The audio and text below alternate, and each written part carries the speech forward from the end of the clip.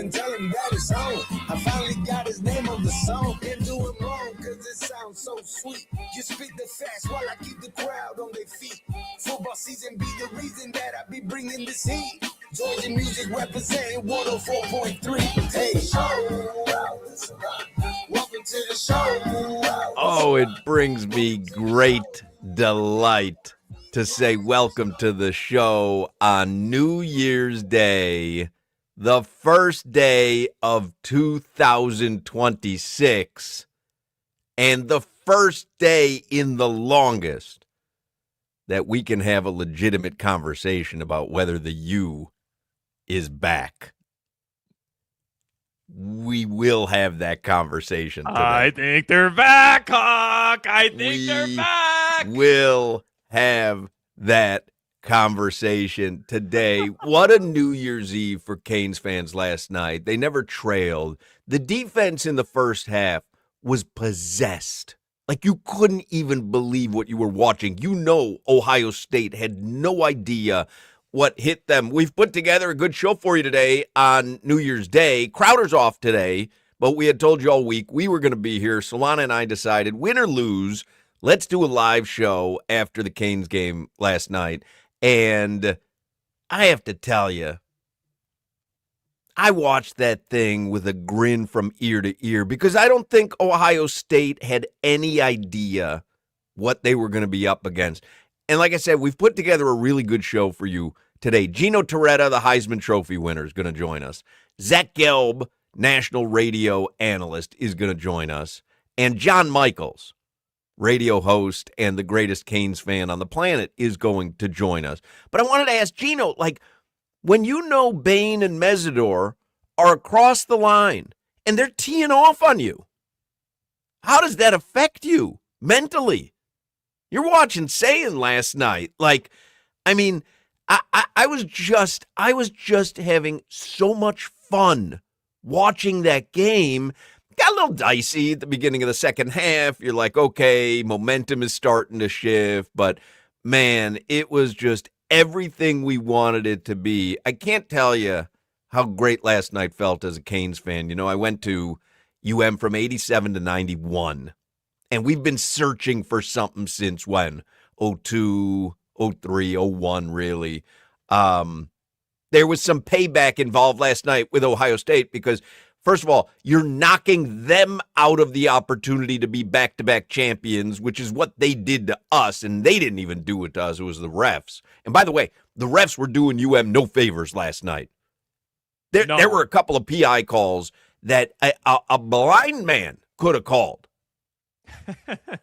But regardless, what a time to be a Canes fan. What a New Year's Eve. John Michaels, I was texting with him last night. He was celebrating his New Year's. He told me he literally broke down in tears, crying at the end of that game. That's how much the Miami Hurricanes mean to him.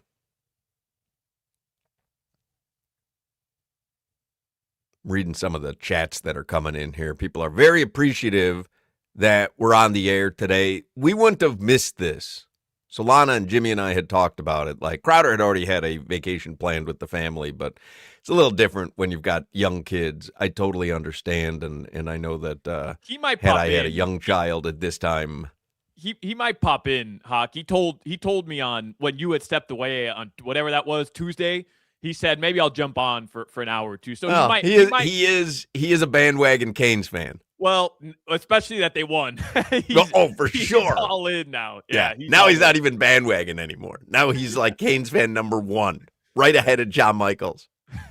But people are chatting in, and we're happy to be here too. We're glad that we can do it. There is that. We will have that forever. Crowder throwing up the U for the YouTube streamers.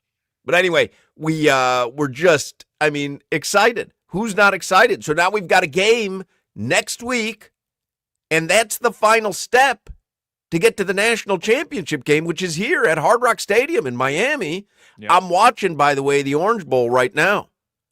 Oregon is up 6-0 over Texas Tech.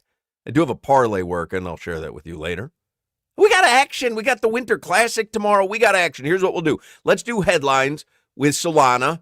And then looks like the Orange Bowl is pretty crowded. Pretty full there because I had seen that prices were dropping a lot, but definitely not an embarrassing crowd.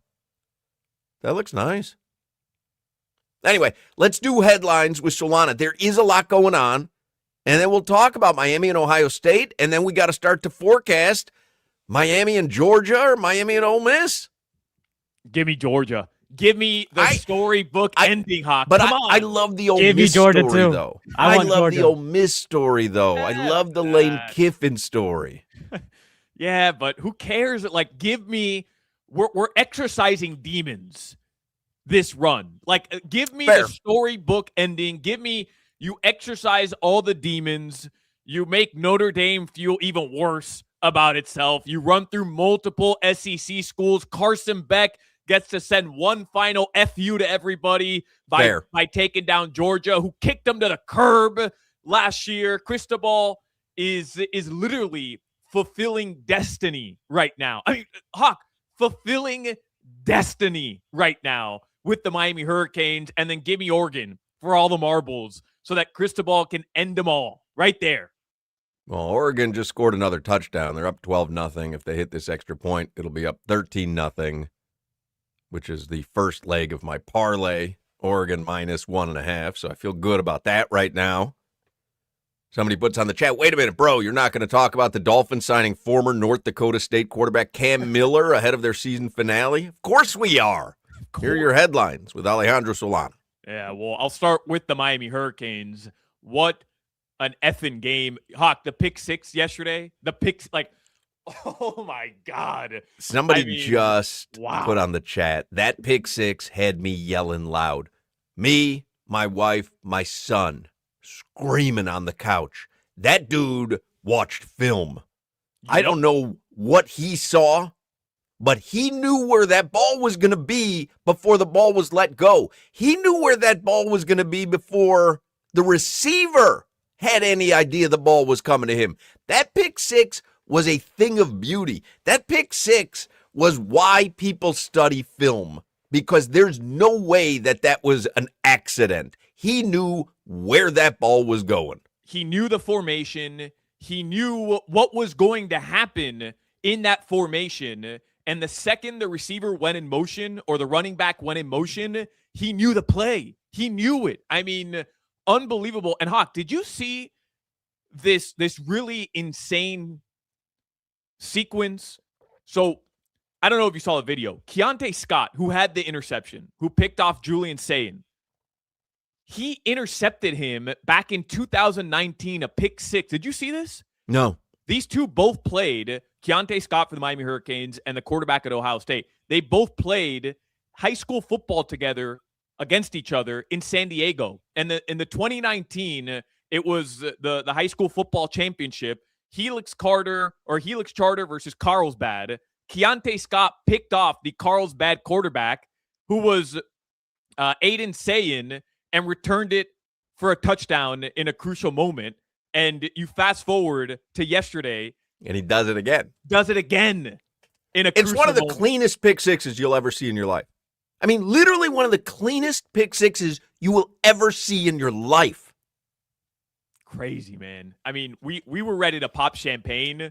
My buddies and I watching the game, we were ready to pop champagne right there. We're like, there's no way, there's no way you blow this, right? Like, you're up 14-0.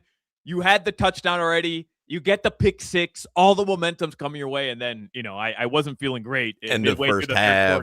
I had bet. So I won every bet that I made last night. I had some great tickets. One of them was Hurricanes over 14.5. And I wanted to hit that in the first half. Almost did. Crazy, man. Well, the Miami Hurricanes await a couple more results from later today. They'll play the winner of Georgia and Ole Miss. You said it's 13-0 in the Orange Bowl right now? Yeah, 13-0 Oregon over Texas Tech. Yeah, I know a lot of people were betting the over in that game because it was at 51.5. I don't think it's going to reach. I don't think so. Yeah, 13-0 midway through the third quarter. The remainder of the games are coming up later today. Alabama versus Indiana in the Rose Bowl. I know a lot of people in Miami will be glued to that one. That's at 4 p.m. I've got, and then, as my parlay, I've got Indiana minus 7.5, and I also have the over 47.5 in that game. And then Ole Miss and Georgia will kick off tonight at 8 p.m. The Canes are going to play in the Fiesta Bowl. I'm a little uneasy about that in itself, but they'll play in the Fiesta Bowl. But Talk about exercising demons, man. Right, it does. It adds to the storybook stuff. That's going to be a week from today. So next Thursday, January 8th, that'll be at 7:30 p.m. The Fiesta Bowl. It'll be the winner of Ole Miss, Georgia. And then the other game will be the winner of Oregon, Texas Tech. It looks like it's going to be Oregon, and the winner of Alabama, Indiana. That'll be Friday, January 9th in the Peach Bowl. Those will be your two semifinal games. And we all know college football playoff championship game will be decided at Hard Rock Stadium on January 19th. Talk about it. January 19th. Couple other headlines. Since the chatter wanted us to talk about it, we will. The Dolphins did sign a quarterback to the 53-man roster, Cam Miller from North Dakota State. They poached him from the Raiders practice squad. I was reading a Barry Jackson tweet. Miller set the North Dakota State program record for most completions and passing yards in a single season, which was previously held by Carson Wentz, who held that record back in 2014. He led the Bison to another title, winning the 2025 NCAA Division I football championship game. Named the game. Someone's going to have to explain that to me, why they signed him. Mike McDaniel saw something. I mean, I don't know. I just don't understand. It's the final game, so I understand if your quarterback, you're not going to play your quarterback because you don't want him to get hurt. But they're obviously going to play Quinn Ewers. What the hell do they care about Zach Wilson? Like, you're telling me if Quinn Ewers goes down or they're getting blown out by 40 or they're up by 40 that they don't want to go to Zach Wilson? So I'm just someone explain that to me, why they make that maneuver. I'm really confused by that. It's exactly what we all thought, Hoch. The final game of the season for the Miami Dolphins, Quinn Ewers would start and Cam Miller would be the backup to Quinn Ewers, which, by the way, Tua and Zach Wilson are healthy. I'm just so confused by it. I don't understand. Obviously, there's a reason, but I don't know it. I know what Mike McDaniel should have done? He should have signed Carson Beck last night. That's what he should have done. This morning, he should have signed Carson Beck. Make an NIL offer. Can you sign an NIL contract with the NFL? Did you think he played well, Carson Beck? I did. I thought he played well enough to win. Yeah. Did he blow me away where you watch him and you go, wow, I can't believe he can do that? The way that you'd watch Cam Ward, right? There were times where you'd watch Cam, even in the Tennessee game last Sunday.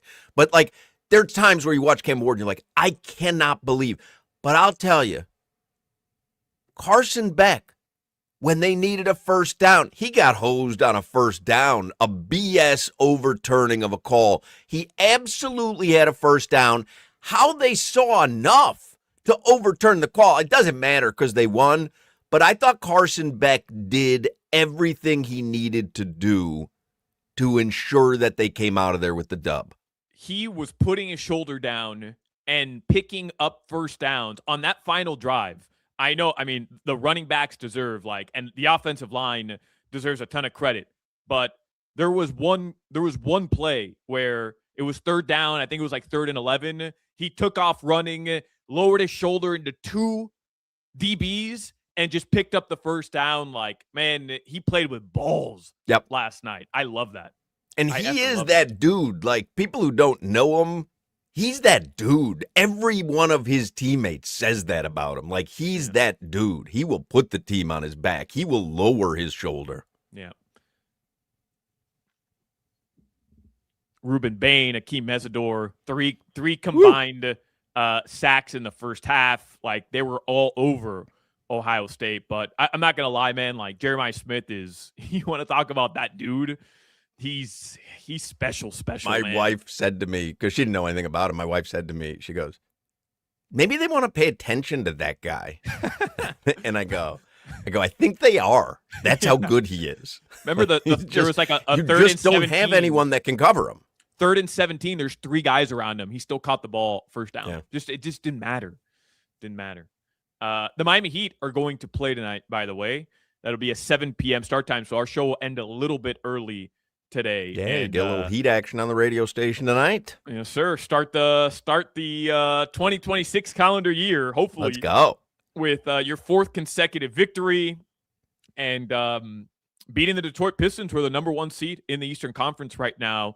Tyler Hero and Pelle Larsson, by the way, are both ruled out, and Simone Fontecchio, he is ruled questionable for the game. He had too much tiramisu last night, so he's questionable.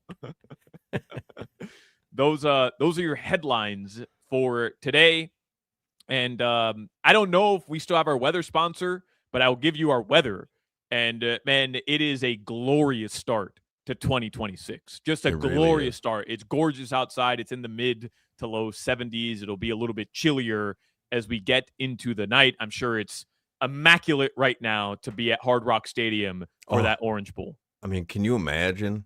You're coming to town. I mean, you get to go watch that game on a day like today because in the sunshine, it is perfect. Perfect. Like spectacularly perfect. Yeah. What a spectacularly perfect New Year's Eve it was for Hurricanes fans, and very glad we'll take you up, as Solana said, till 5:45 this evening, which is when preheat will start, and then you'll get Heat basketball tonight. Like I said, Gino Torretta is going to join us in the next segment. Zach Gelb is going to join us in the 3 o'clock hour. John Michaels is going to join us in the 4 o'clock hour. We will have complete coverage of your Miami Hurricanes all afternoon long on this New Year's Day special of Hochman, Crowder, and Solana. Guys, the new year is here, and improving your health may be one of your big resolutions. But when you're tired, you're low on energy, you're not sleeping well, you're not seeing progress at the gym, staying committed can be tough. Atlantic Men's Clinic can likely help with your resolutions because those symptoms could be signs of low testosterone. Low T causes so many problems: low sex drive, bad sleep, the unproductive workouts, decreased energy, brain fog. And instead of just saying, well, that's what happens as you get older, like I did for many years, get treated. If you're feeling like that, treat the low T. Change your life. I'm so glad I did. I love my weekly visit to Atlantic Men's Clinic. You know, I'm 56 years old. I wish I had started there years ago. You know, in your early to mid 30s, guys, you start losing 2 to 3% of your testosterone production every year. So it happens gradually. Before you know it, you just don't feel like the same guy you did in your 20s or your 30s. So start the new year by making a consultation at Atlantic Men's Clinic. While you're there, they do your lab work. They have your results within 30 minutes. A Florida licensed medical provider will review your results with you and discuss your options. There are 7 locations in South Florida, so call them today. 877-455-7300, 877-455-7300, or visit AtlanticMen'sClinic.com. This is Hoch, Crowder, and Solana. It's a chain thing. You wouldn't understand. WQA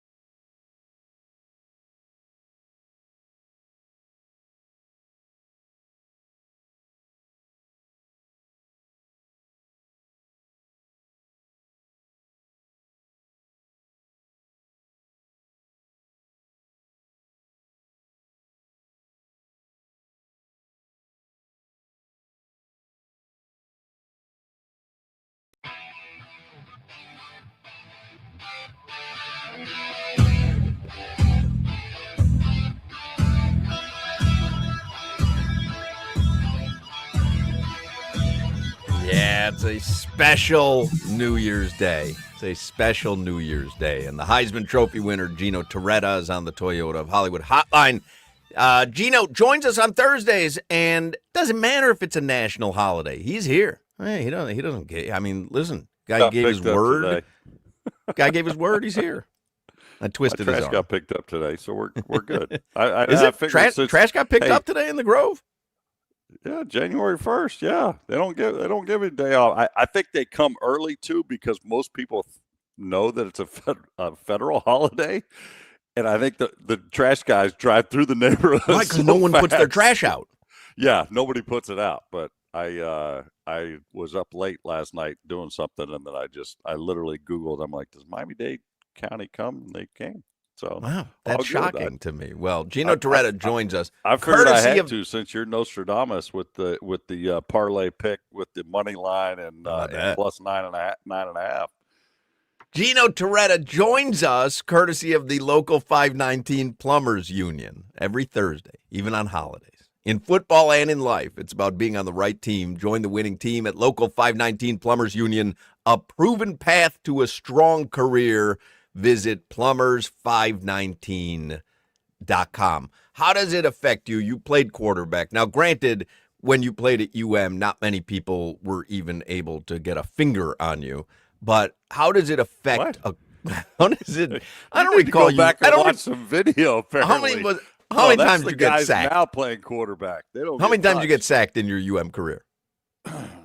Well, I would add in how many times I had to throw the ball away to not get sacked. Fair enough.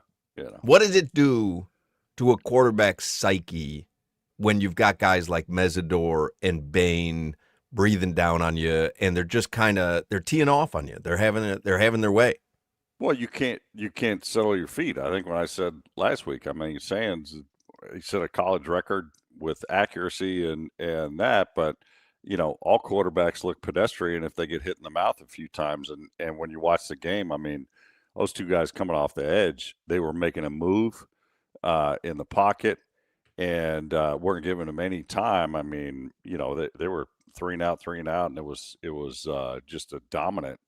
And you also got to give credit to the back end. I mean, they covered Lake and Smith. Frederic, hell, he was step for step on some routes, and they were trying to force the ball to his side, and those guys on the back end played well too. Since the 2003 Fiesta Bowl, after Terry Porter threw that flag, there haven't been many like iconic Hurricane football moments. There's been a couple, but like I think of Trajan Bandy's pick six at Hard Rock against Notre Dame. Yeah, you can throw in the miracle at Duke with the kick return, the laterals.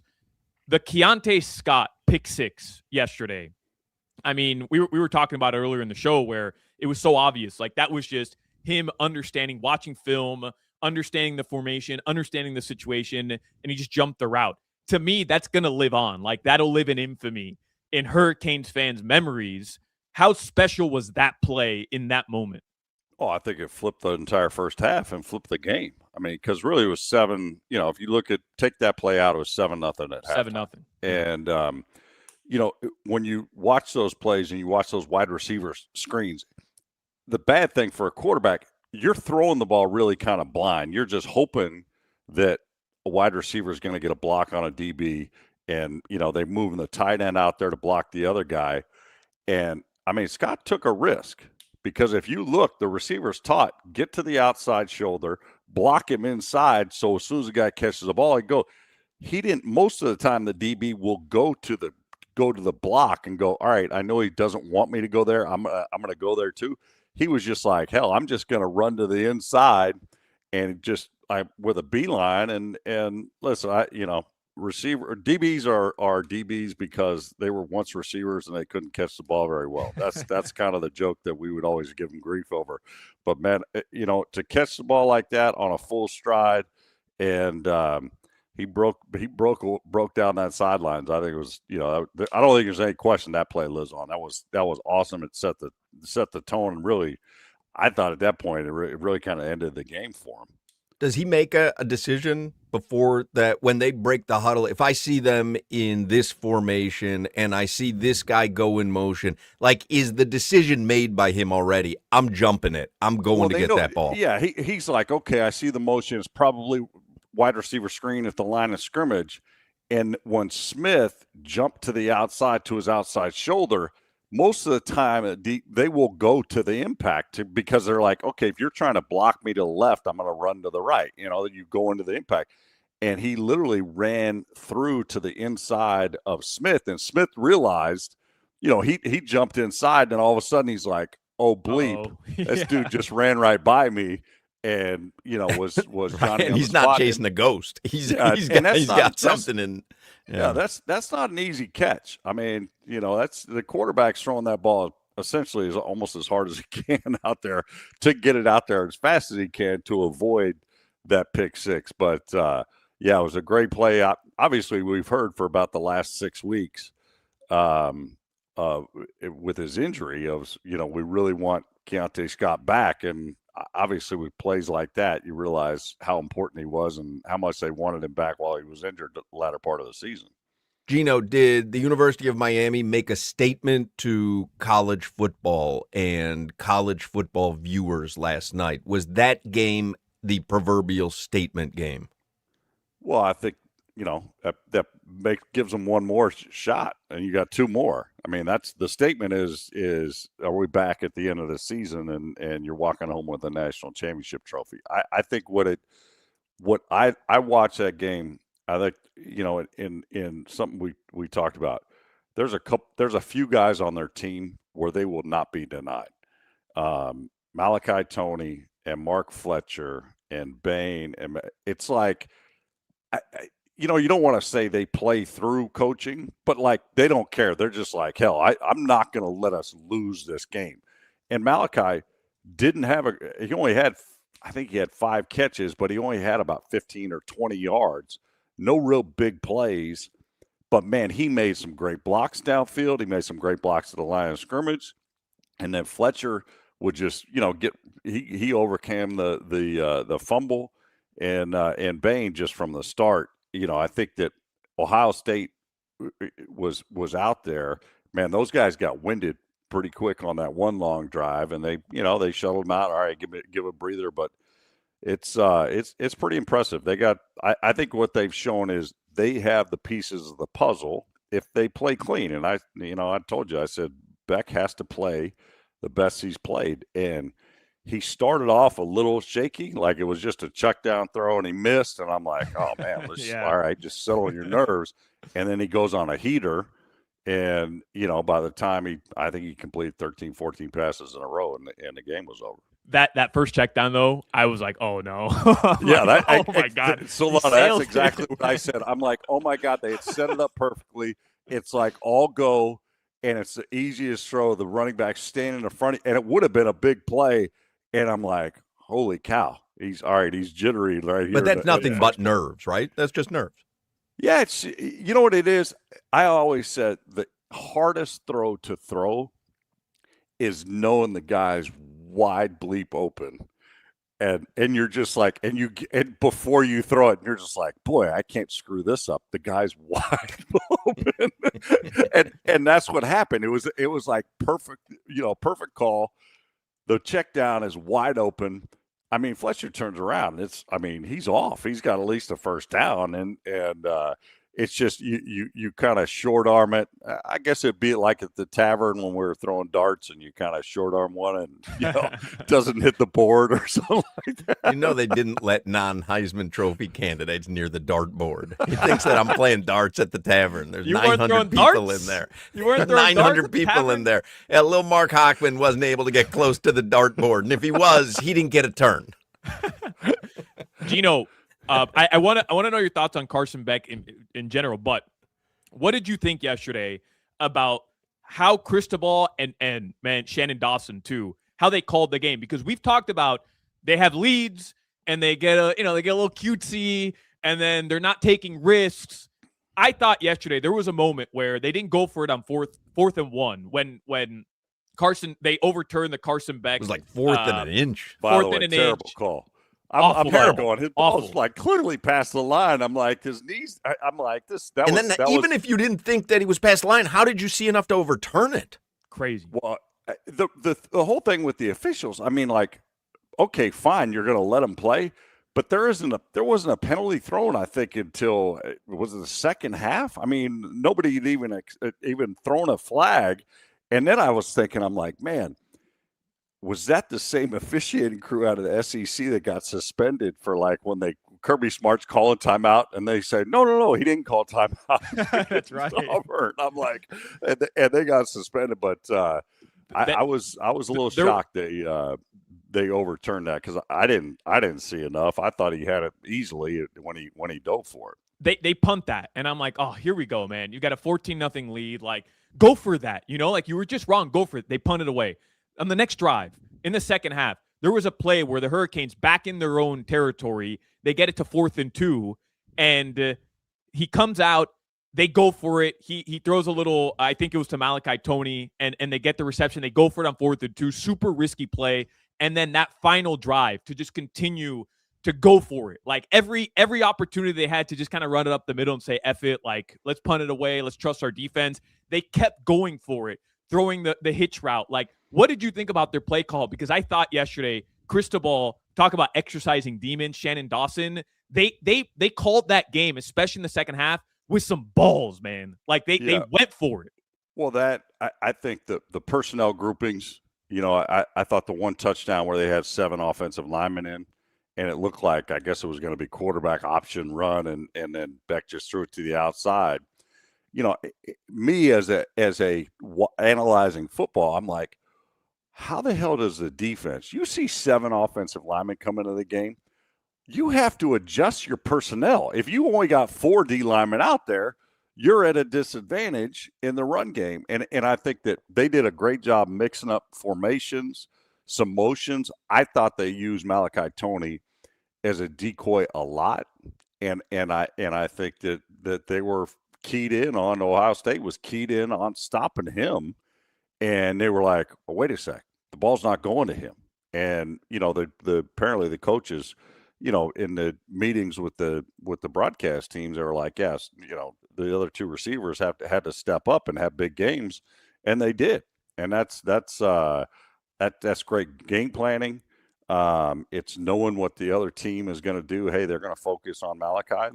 Let's use him, but use him as a decoy some. And I thought everything they did worked. I wasn't too concerned when they didn't go for it on the 4th down. They're up 14-0. To me, when I played, and our defense was that good, our defense thought, hell, we're going to pin them back and we're going to score. And I think that's what Mario and I'm sure the coaches thought. Was like, well, hell, let's pin them back and let's see if our defense can get a quick turnover because Ohio State wasn't moving the ball at all. What about Georgia and Ole Miss? We're going to watch the game tonight. Whoever wins is going to be the Hurricanes' opponent next week. What do you think about the Hurricanes and the way that they are built to win against either Ole Miss or Georgia? I think they have guys on the point of attack on the offensive line and defensive line to give you a chance against anybody. I broadcasted the first Georgia Ole Miss game. And of the first 11 possessions in that game, there was not a punt. There was a score on every possession by either side. So they just went back and forth, and then Georgia stopped Ole Miss like the last 3 drives, and that's where they won. Gunnar Stockton has been lights out in the fourth quarter at the end of games. I think Georgia's more battle tested, more championship tested. I think they have a better roster than Ole Miss. I think, you add in the Ole Miss and Lane Kiffin not being there, I think is going to be an issue. But I think that of those 2 teams left, I mean, we got a chance against anybody. I mean, we can block anybody. I mean, Ohio State had one of the best defenses in the country, and we handled. Would you rather play Georgia for the story? For Carson Beck getting to knock out his former team to advance to the national championship game, or you'd rather play the lesser opponent, which is probably Ole Miss? I don't know. Because, listen, that coaching staff, Coach Beck for what, 4 years? Oh, true. I mean, they know every strength, every weakness, things that maybe he didn't do well when he was at Georgia. So I don't know if I want to face them. I think that would probably give them a personnel advantage of, hey, we know exactly what Carson can and can't do.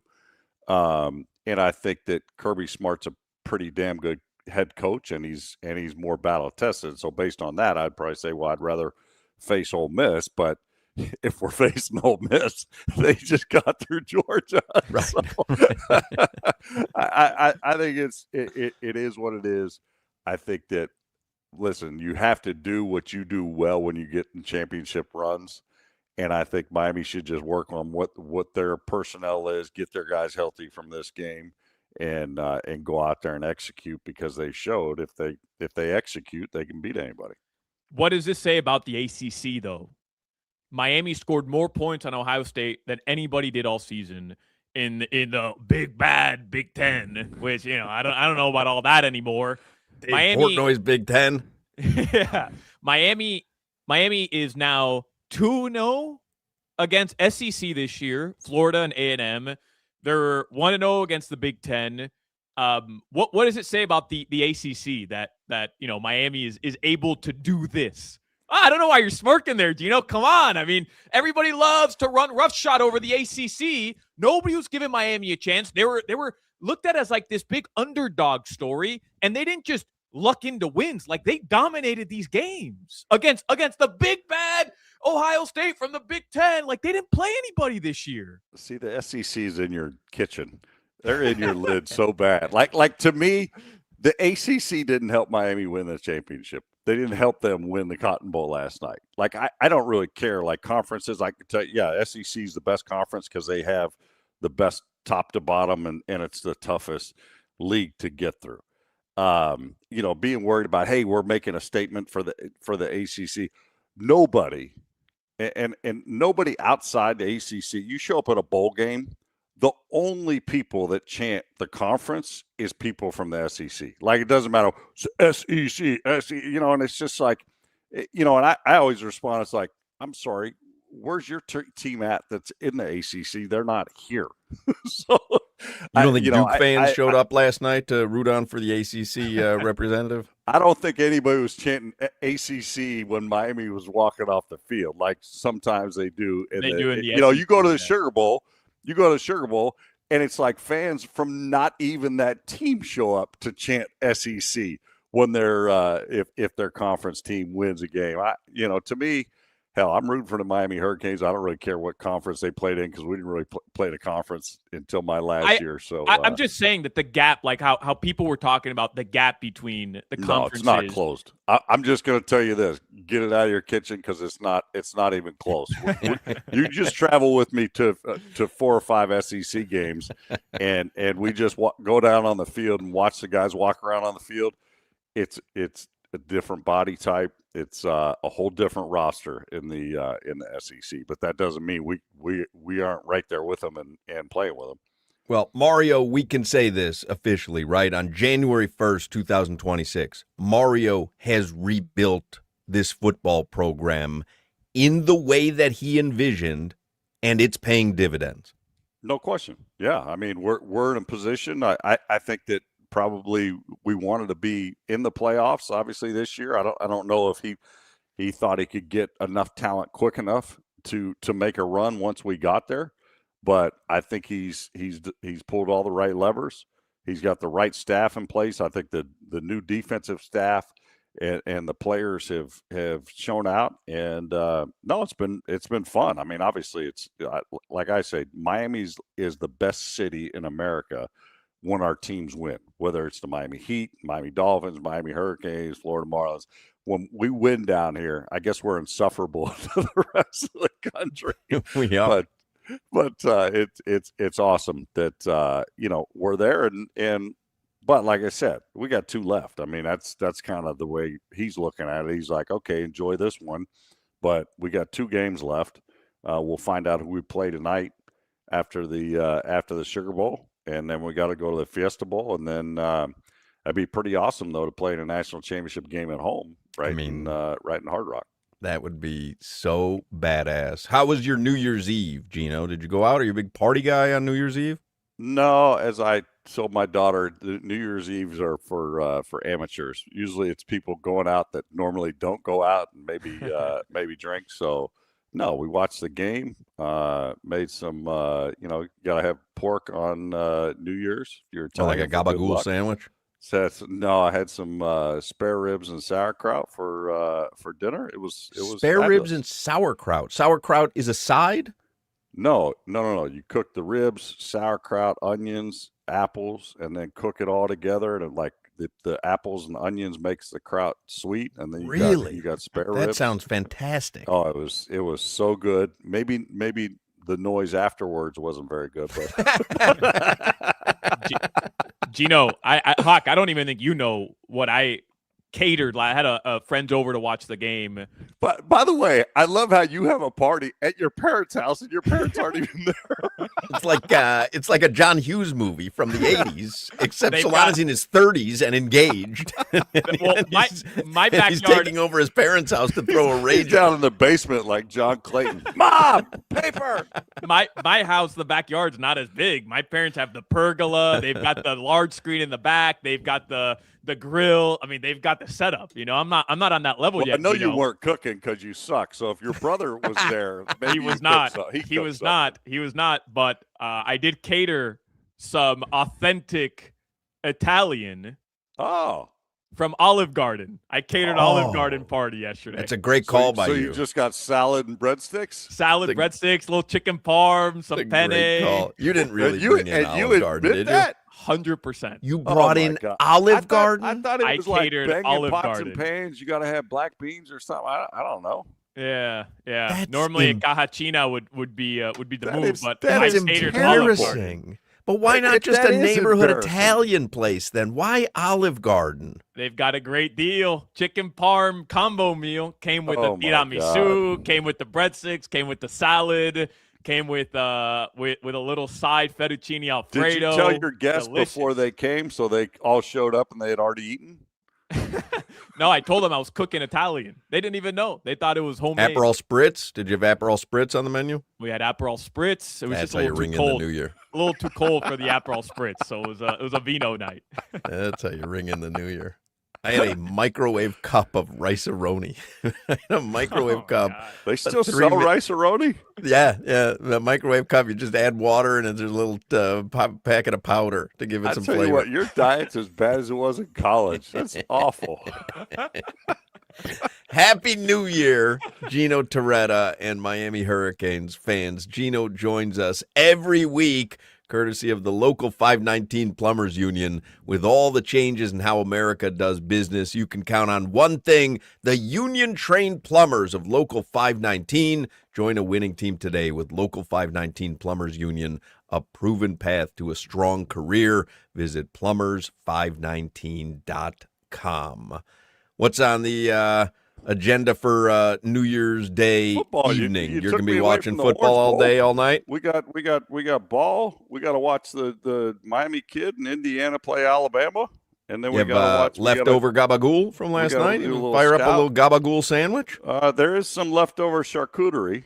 But no, my wife made some homemade tortellini and brodo. So we'll have that later for dinner. So. The wife and I went to Italy up in West Palm. They opened one in Aventura, but we went up to the one up in West Palm. I heard the one in Aventura not very good. Really? I love the one in New York. I love the one in New York. I love the one in Chicago. If the one in up there you go to has the prime rib sandwich. They do. I saw it. I'd never seen it before there. It's like the best sandwich you'll ever eat in your life. I said to Lori, because they had a picture of it up on one of the wall, and I go, "Did you know they have a prime rib sandwich?" Literally said that. It was, I think it was what night was it? Tuesday, I guess. They cooked the whole roast and put it on like a meat slicer, like a Publix, like the cold cut slicer. And they sliced little thin pieces and they put it on a fresh baguette and put like some herb and olive oils on it. Oh my God, it's so good. Yeah, the picture looked fantastic. And I'm not a big prime rib guy, but it looked so good. Oh, it's awesome. Look at that. 2 thumbs up.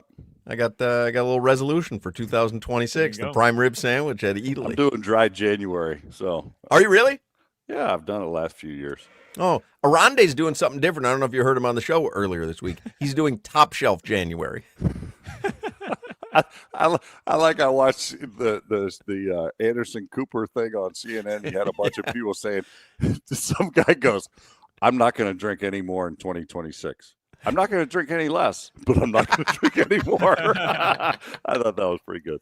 That's funny. Happy New Year, Gino. You too, guys. There you go. Gino Torretta, the Heisman Trophy winner. We'll take a break. Come back with more of this New Year's Day edition of Hochman, Crowder, and Solana. This is Hoch, Crowder, and Solana. It's a chain thing. You wouldn't understand.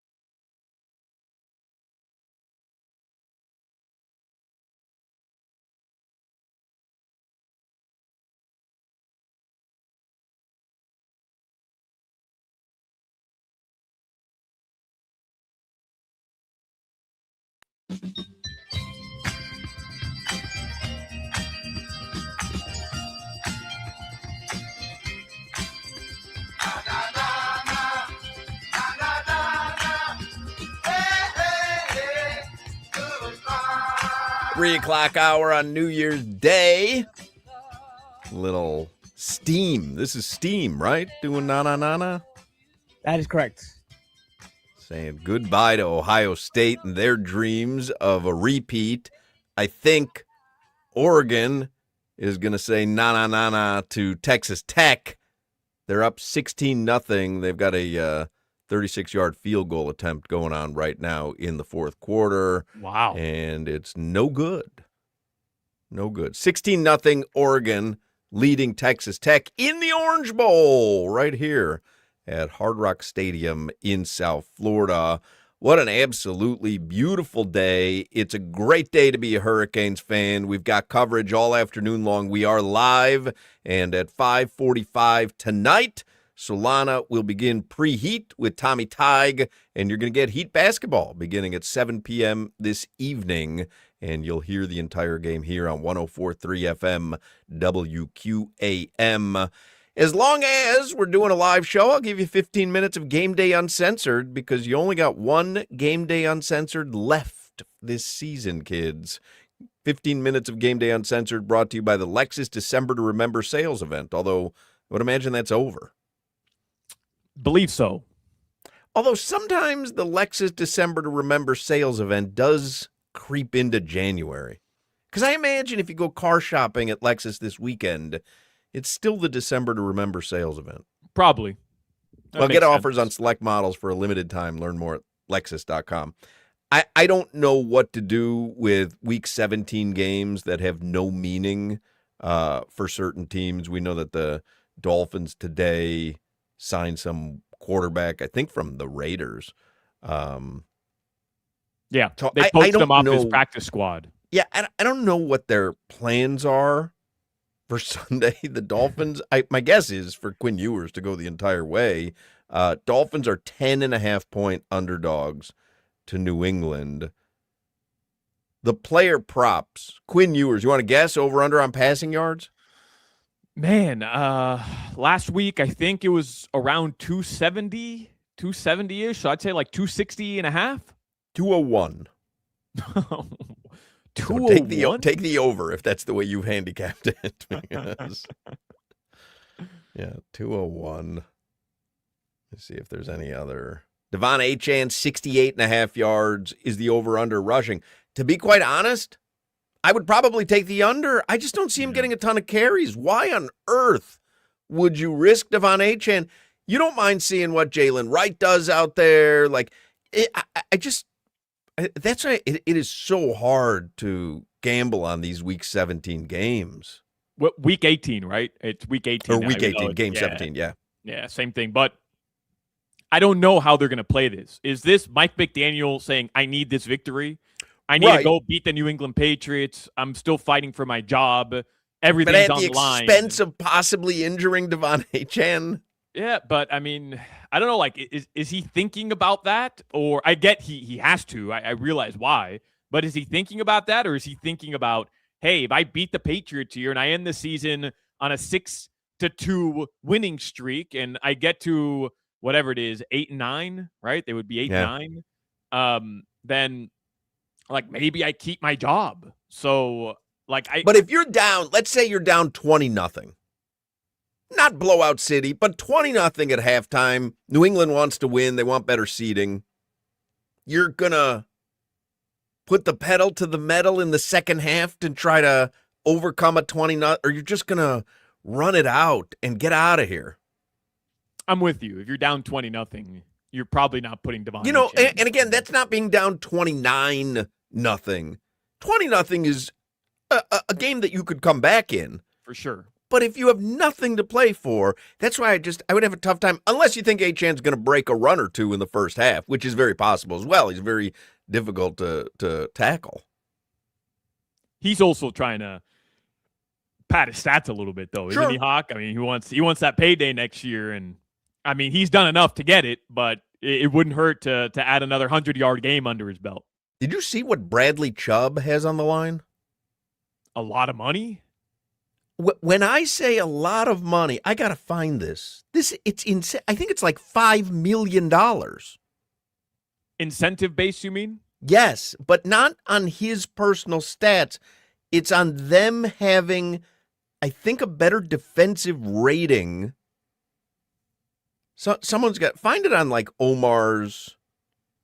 Yeah, so Bradley Chubb asked if we wanted the PR answer, the real answer about his $5.2 million worth of bonuses. $5.2 million in incentives on the line in Week 18 for Bradley Chubb. Contingent from Omar Kelly on the Dolphins finishing top 20 in scoring defense, which requires them to allow 3 less points than the Falcons allow this upcoming weekend. That's insane. Do you hedge that if you're if you're Bradley Chubb? Do you find some sort of offshore book that'll take action on the Falcons scoring a certain number, scoring 3 more points than the Dolphins? I don't even know how you would hedge that. He's got over $5 million riding on something that he really can't control. So if the Dolphins let in 3 less points than the Falcons play the Saints, then he would win the $5 million.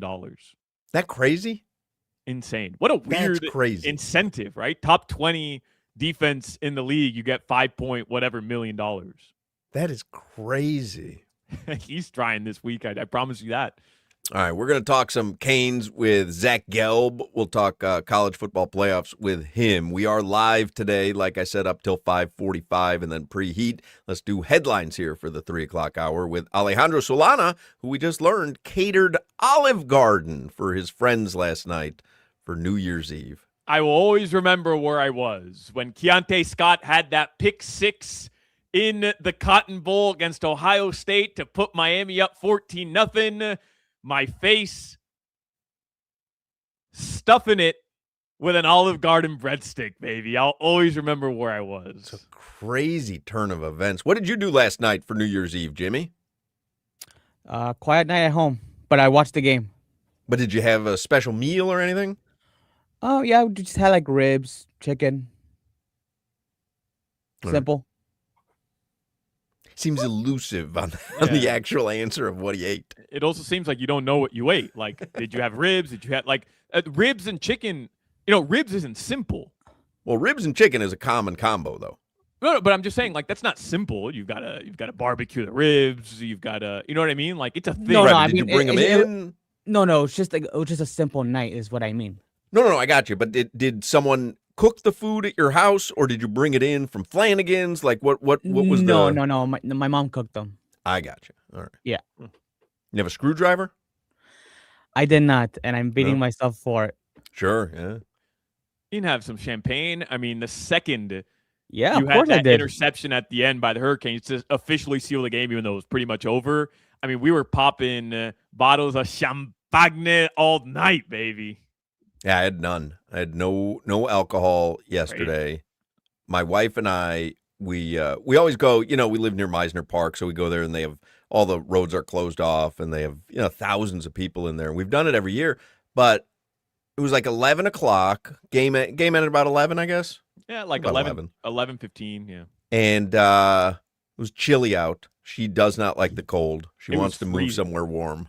It was freezing. So I'm like, do you want to walk over to Meisner? And she said no. And I said, okay, well, if you don't want to walk to Meisner, and again, I wasn't even lying to Gino. For dinner, I had a microwave cup of rice. That was my New Year's Eve dinner. What happened to you, man? I know. No, I'm so washed. So I had a microwave cup of rice-a-roni rice. And then, I think I texted you guys after the Canes won. I had some reduced fat Cheez-Its. Of course. Because why wouldn't you? Mount Rushmore. So about 11:15, 11:30, I said, all right, so we're not going to go celebrate New Year's in downtown Boca? And she said, nah, a little too cold. And I said, well, in that case, I'm watching Stranger Things. So you did the watch finale was released at 8, and I was very nervous. And you probably turn off your chat, Solana, like the YouTube chat, and don't don't check the text line or whatever, because people will try to ruin it. I never would. But I watched it last night specifically because I knew I wasn't going to be able to escape it on my timeline. Can I call somebody out from the station? And we love this guy genuinely. Like he's a big proponent of what we do. Tyler from Promotions. I love Tyler. One of the greatest, the best promotions director I have ever worked with in my long radio career. And genuinely, like I consider him a friend. He's somebody I can confide in at work. I open up Instagram this morning, just going through stories. Tito Banach is drunk in Dallas. Like it's a vibe. And all of a sudden, Tyler, I'm going through his stories. He's videotaping the finale. Stop it. Huck, like I'm talking about the core parts. I saw the first hour I told you of Stranger Things, and I'm like, whoa.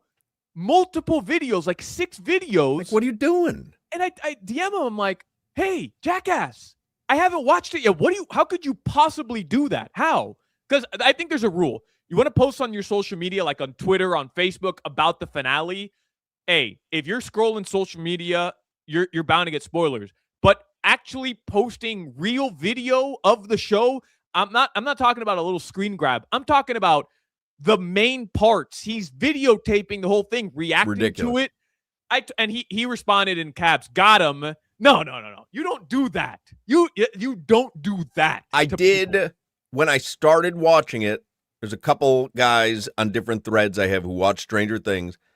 I sent them a quick video when the opening graphics come on. That's fine. Just to let them know that I was watching it. That's fine. A couple of DJ's friends went to see it in the theater. You know, they had the theater release of it last night. They did?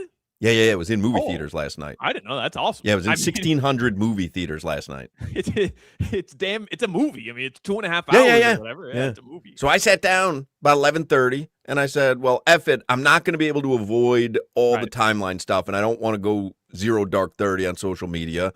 So I'm going to watch it. And I watched it from like 11:30 till 1:30. So even at New Year's, I didn't even see my wife or son. She was watching like below deck upstairs, and I heard fireworks going off in Boca. So I looked up at the clock. I saw it was midnight, so I yelled, "Hey, Happy New Year, everybody!" Next year, come down to Kendall.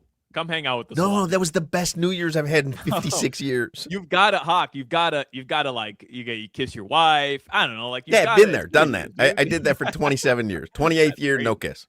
I drove down to Key Largo, went to Phantom Fireworks. I bought some cohetes, some fireworks, lit them at 12:15 after we drank a little champagne, celebrating the Hurricanes' victory. It was fun. We had a good New Year's. I watched 1 hour Stranger Things right before the show, and I've still got like an hour and a half left. So that's what I'm doing. As soon as the heat game's over, boom. All I will tell you, no spoilers, no nothing. I thought it was fantastic. I think the Duffer Brothers outdid themselves. This was one of the best series, one of the most enjoyable series. Because remember, it started during COVID, I think. Yeah. And so it was a great escape for me. It's not even the kind of show that I like. I don't like this kind of stuff, but I like the 80s vibe. But I thought they did a fantastic job on the finale. All right. Started way before, like 2016, but I think we all started watching it around that. It started in 2016, really? Yeah, the first season for sure. No. Was like 2017, 2016, 100%. Really? Hawk, these kids were like 9 years old when they started. I think they were all playing because they were in high school. No, they're 2016. They were kids. Yeah. Yeah. They were like little kids. When did it start? In the basement. July 15th, 2016. I thought it would be funny if you just ended at July 15th and then we still had to guess. That would be funny. So it started in 2016? Yep, I told you. I mean, I remember watching the first season and then I was just kind of out of it, and you got me back into it around COVID. So I don't think I started watching it till COVID then. Yeah, you got me back into it. Man, I thought it was just excellent. It was a great escape for me during COVID. And then I've enjoyed all the subsequent seasons. Have there been weak moments? Sure, but every TV series has them. But I thought it ended with a bang. I liked the route that they took at the end. That's all I'll say. Headlines real quick, because we're going to get to Zach Gelb this hour. Headlines with Alejandro Solana. the Miami Hurricanes, man, what an effing night. We talked about, the key moments, but it was dicey in the second half. I didn't love how the broadcasters kept bringing up how the momentum had shifted, and it had. They weren't wrong, but I didn't love how they were hoping Ohio State would get back into that game and just make a game out of it. But Ray Lewis, Michael Irvin on the sideline, I thought was effing awesome yesterday. So cool. And the Hurricanes get the victory. The run is officially in mid-swing, and we await now the winner of tonight's game in the Sugar Bowl, Ole Miss, Georgia at 8 p.m. Lane Kiffin won't attend the game, though. I don't know if you saw that. He will not be He there. will not, because I thought I saw that he might attend it as a guest of the governor. The governor? No. Yeah. He will not be at the Sugar Bowl. I think it was Ross Dellinger. Well, half of his coaching staff is coaching. Apparently, it's a very odd situation for Ole Miss and LSU. Apparently, there's like a LSU women's basketball game tonight that he will be in attendance at, and he will not be at the LSU women's basketball. Come on. Big matchup. I'm looking at it right now. LSU undefeated versus Kentucky, who's 13-1 at 8 p.m. tonight. He will be at the LSU Tigers women's basketball game tonight. All right. At the Pete Maravich Assembly Center in Baton Rouge. Do you know Pete Maravich? Of course I know Pete Maravich. What was his nickname? Pete Maravich was Damn, I do know this. Tommy Tighe would be so ashamed of me. So mad at you.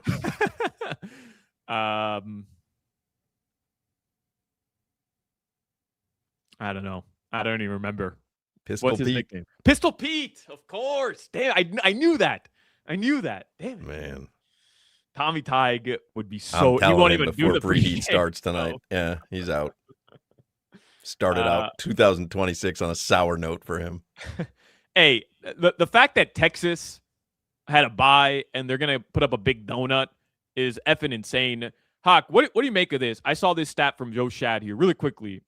I guess this is part of headlines that teams who have had the bye in the college football playoff in this expanded one, which I think it's the second year they do it, are going to be 0-6 in that first game. They have long layoffs. I think Ohio State, had 25 days off? Yeah. Remember yesterday I was telling you, I thought that the Hurricanes playing that game in A&M would actually help them. Like they had that momentum coming into the game.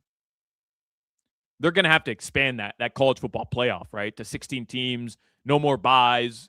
And the 4 teams. It does seem to be a fairly unfair advantage for the teams who have that much time off. Yeah, and I mean, you saw it yesterday.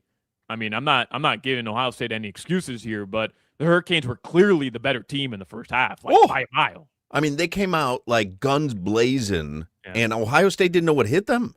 Yeah, you have to credit Mesidor, Ruben Bain, 3 combined sacks in that first half. The Hurricanes defense shut the Buckeyes down in that first half. The Dolphins will play the Patriots on Sunday, as Hoch mentioned earlier. Matthew Tkachuk has been ruled out for tomorrow's game. Thought that he might have a majestic comeback for the Winter Classic. Did you see Barkey was on the ice practicing today, this afternoon? Barkey skating with a knee brace on. How about skating. That? A non-contact, obviously. That's 4 months after ACL surgery. Because I'm going through it with my son who tore his ACL and had the surgery. 4 months he's out on the ice. Again, he's not playing. David, my son, he just played 18 holes yesterday in Weston. Back on the golf course. Tell him to ice his knee, buddy, because that thing's going to be swollen today. It's cold. My knee. I'm 4 years removed from ACL surgery. My knee is a brick this morning. A brick because of how cold it is outside. Interesting. But Barkey was back on the ice. A little too soon, if you ask me. But whatever, man. Settle down, Barkey. Yeah. But no Tkachuk tomorrow. 8 p.m. puck drop. Don't forget, we'll be broadcasting live tomorrow, 2 to 6. Overlooking the beautiful Lone Depot Park for the Winter Classic. Yeah, Solana is not only working today. We had a scheduled day off today, but Solana's going to work tomorrow. We have a scheduled day off tomorrow, too. I'm off tomorrow, and Crowder's off tomorrow, but Solana and Josh Appel will be live at Lone Depot Park getting you ready for the Winter Classic. I will be at the Winter Classic I'm attending it with my family, but I am not working tomorrow. Solana will get you ready for the game, though. That All-Star break can't come soon enough because I'm taking a full you're week gonna be off in gonzo, February, right? baby. Yeah. Those are your headlines. The Miami Heat do play tonight, by the way. They do play the Detroit Pistons. Little New Year's Day action for you with the Miami Heat. They're looking for their 4th consecutive victory. Look at that. Appel just sent me a picture right now. He's down at Lone Depot Park. He's interviewing somebody on the ice. Nice. Who is that? No idea. I think it's Appel. He's interviewing himself. Nice. Oh, that's Sam Bennett, isn't it? I think that's Sam Bennett. Is that Benny? Yeah, it is. Yeah. It is Benny. Damn, those unis are dope, man. Yeah. I think it's going to be a pretty cool spectacle at Lone Depot Park tomorrow night. Yeah, especially when I get that flan fogato. Oh, I can't wait. Oh, I mean, listen. Yeah, cannot wait. So I was looking at my Snapchat memories today, and I know I'm like a teen 56-year-old watching Stranger Things, and I'm on my Snapchat all the time or whatever. Yeah. 22-0, by the way, Oregon. They just scored again. 16 seconds left in the game. I'm on my Snapchat memories. I hate to admit this to you. 5 years ago today, I'm drinking an affogato with my wife in Boca. Of course. Of course you were. Of course. I'm such a fraud. Text it in, because I was telling Hoch this the other day. Do you guys remember when I first started on the show, Hoch ripping me for eating avocado toast every morning for I don't breakfast? remember that. And now this guy, literally, he'll have 365 avocado toasts in 2026. Ripping me. It certainly sounds like something I'm capable of. Yeah. Your weather, it is gorgeous. People were getting on me because I said it was in the mid 70s, and they're right. It's not. It's just what I default to. It's in the 60s. It's a beautiful afternoon in sunny South Florida. Even if it wasn't beautiful, the Hurricanes won yesterday, so it would be beautiful. But today is perfect. Enjoy the start of 2026. Damn straight. Zach Gelb is going to join us in the next segment. Cheetah Pompano, that's a great way to kick off the new year. A little Cheetah Pompano action. Maybe watch tonight's game. A little Georgia Ole Miss action. They've got HD TVs throughout the club, VIP areas, 4 stages of entertainment, and, of course, the most beautiful ladies in South Florida. You know Cheetah Pompano has an amazing complimentary gourmet lunch till 3 p.m. every day. Happy hour specials until 6 as well. And you're going to have a nice long weekend of sports, and you can watch it there. Or if you're not doing dry January, and why would you just get on over to Cheetah Pompano or Cheetah Palm Beach and have yourself a great time this weekend as you ring in the new year. Every day is a great day at Cheetah Pompano Beach. Make sure you visit Cheetah Palm Beach as well, and you can get all the details at cheetahsofl.com. This is Hoch, Crowder, and Solana. It's a chain thing. You wouldn't understand.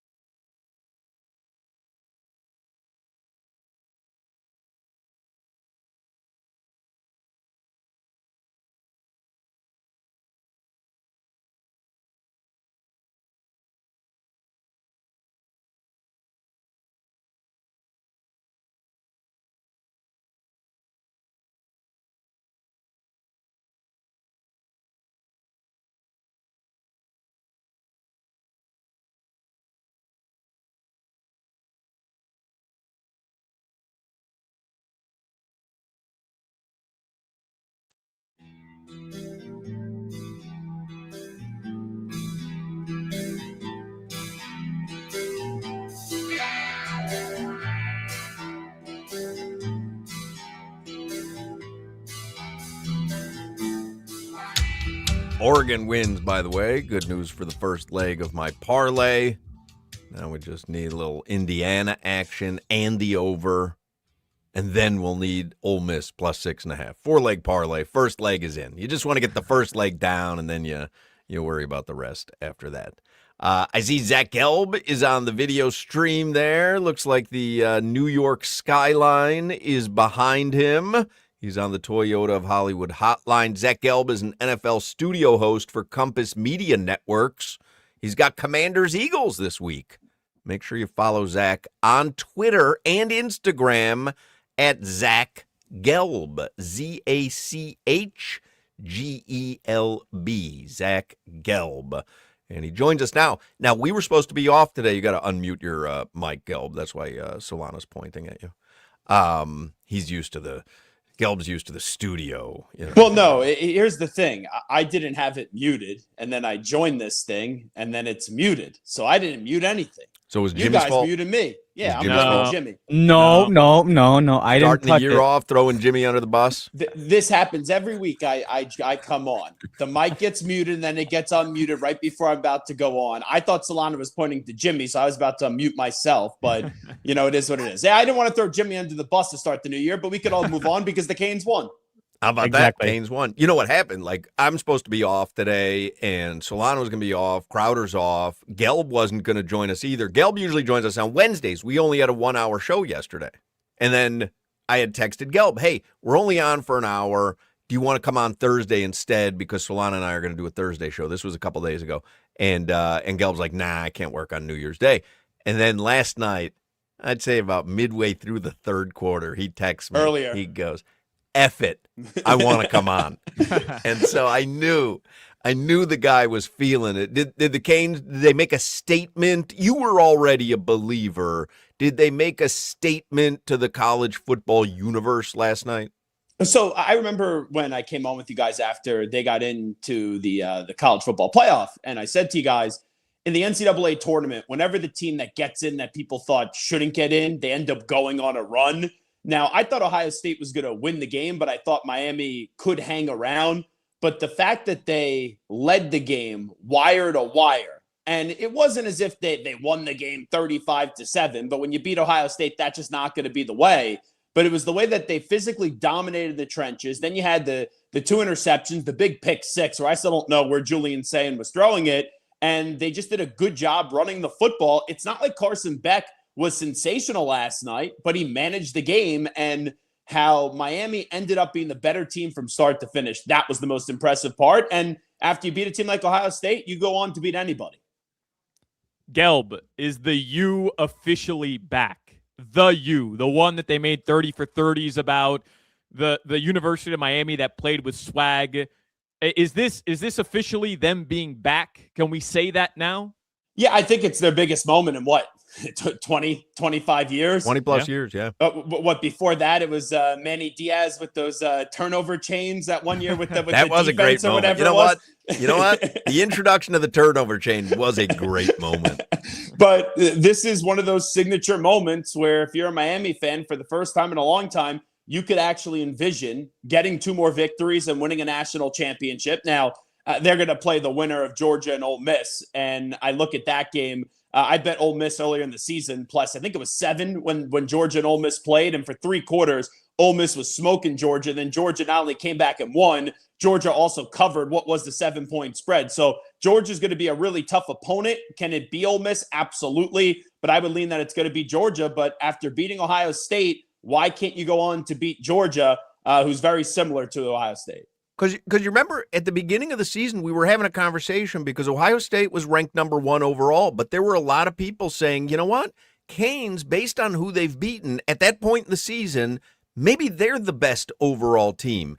And I think what happened, I was making this point to Solana yesterday, I think what happened with a lot of people who maybe don't watch college football, all of it, and they certainly don't watch the Canes the way that we do down here, all they saw was a team at the end of the season that limped into the college football playoffs after not making the ACC championship game. And so the only thing people know about them is, oh, maybe they got the nod over Notre Dame when they shouldn't have. Are they even deserving? So in their minds, they're like, this is a bottom tier team that snuck in. Like a James Madison. They're looking at the U like a James Madison. And I think what happened was, people start to pay attention after Texas A&M. They're like, interesting. This team looks like they're capable of something. And then they watched the game last night. Ohio State, reigning champions, but Ohio State widely considered to be the elite of the elite. And like you said, Miami leads wire to wire. I think people might be looking at them, whether it comes to Georgia or Ole Miss, and go, you know what? Maybe we were sleeping on these guys because they had two stumbles at the end of the season, Louisville and SMU. And so maybe they had a couple of stumbles, but they're forgetting this team is constructed pretty well. Well, if you just watched it last night, it didn't look like there was any talent difference between Ohio State and Miami. And you could argue that Ohio State has the most talented roster in the country. And other people have given Miami their due this year, but there's no question those two losses, which were close losses, by the way, in the way that it did play out this year for them, even though the ACC didn't have this unbelievable season and the ACC was viewed as the fourth power conference, they got one of the four teams remaining. We'll see who the other two are going to be, but I got to give credit to Mario Cristobal. What was it, the Georgia Tech game a few years ago that he blew or something like that? Yeah. And people are wondering, is this just another story where the kid comes home and then it doesn't pan out? This is his second time, at least I can remember, that he defeated Ohio State. When he was the coach at Oregon, he walked into the shoe and beat the snot out of Ohio State. So think about it. How many coaches, outside of maybe Sharon Moore, which that's a whole different story, can really say that they beat the snot out of Ohio State when they play them? And that's what Mario Cristobal has been able to show at least two times in his career that I can remember. And it's a moment for him that it's a feel-good story because of how many times he could have taken that job, and then he ultimately didn't, and then he finally does. It gets off to a rocky start, and now this team is 2 wins away from hoisting a national championship trophy. Any chance you saw that video of Jeremiah Smith after the game dapping up everyone? He looked like he that moment, like, really, it marinated. I picked the wrong team. And I know it's just a joke. Yeah, he won a national championship last year, yeah. And he's gonna be, a top 10 pick whenever it is that he goes out.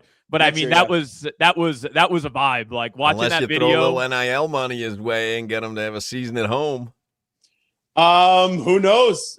Maybe that could be had, especially with Brian Hartline leaving. So maybe he's not going to Miami. Maybe he's going to wind up going with USF.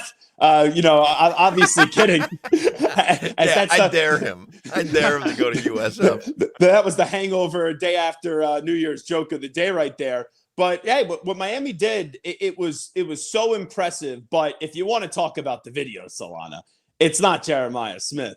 What was Michael Irvin doing on that sideline? Like, what got taking him the belt to their ass? No, I understand what he was doing, but what got him into that state of mind? Michael Irvin always looks like he's enjoying himself, but he looked like he was really enjoying himself. I had a text from a buddy of mine on a thread, a bunch of us, who went to UM together in the late 80s, and he said, Michael Irvin being on the sidelines in a 2025 game would have been like us watching football in the 80s. Jimmy Johnson is the coach, and there's a player from the 1940s on the sideline, riling everybody up, and everyone's looking at him. Like, that's the age disparity between from when Michael played to now. The difference is Michael looks like he can still play. Michael looks like he could be out there. Bro, he's got an 8-pack. He's shredded. Absolutely shredded. 40 years since he played for the Canes. It's 40-some years. That's wild. If you ask like a random person who's the most recognizable person from this Miami run, with how many great videos you see of Michael Irvin, is it crazy to say that they would say it's the playmaker and he hasn't even played in a game? He is eating it up. And we're talking about all these old Canes with Michael Irvin, Ray Lewis being there. Yeah. Some great credit has to be given to Jason Taylor, who didn't play for the Hurricanes, played for the Dolphins. But Jason Taylor is making a name for himself as a coach, no? Yeah, and you would think if he wants to be a head coach in this NIL era, he would have so much backing and he could be a head coach instantly. I don't know if it would be at a big school, but I would take a shot on a Jason Taylor. If you're telling me he's going to come with all this NIL money and you could use his name to really build the program up, I don't think it's crazy. You know, Coach Prime, I know he was coaching, but look at the little run that Colorado had for a bit with how much attention was on them.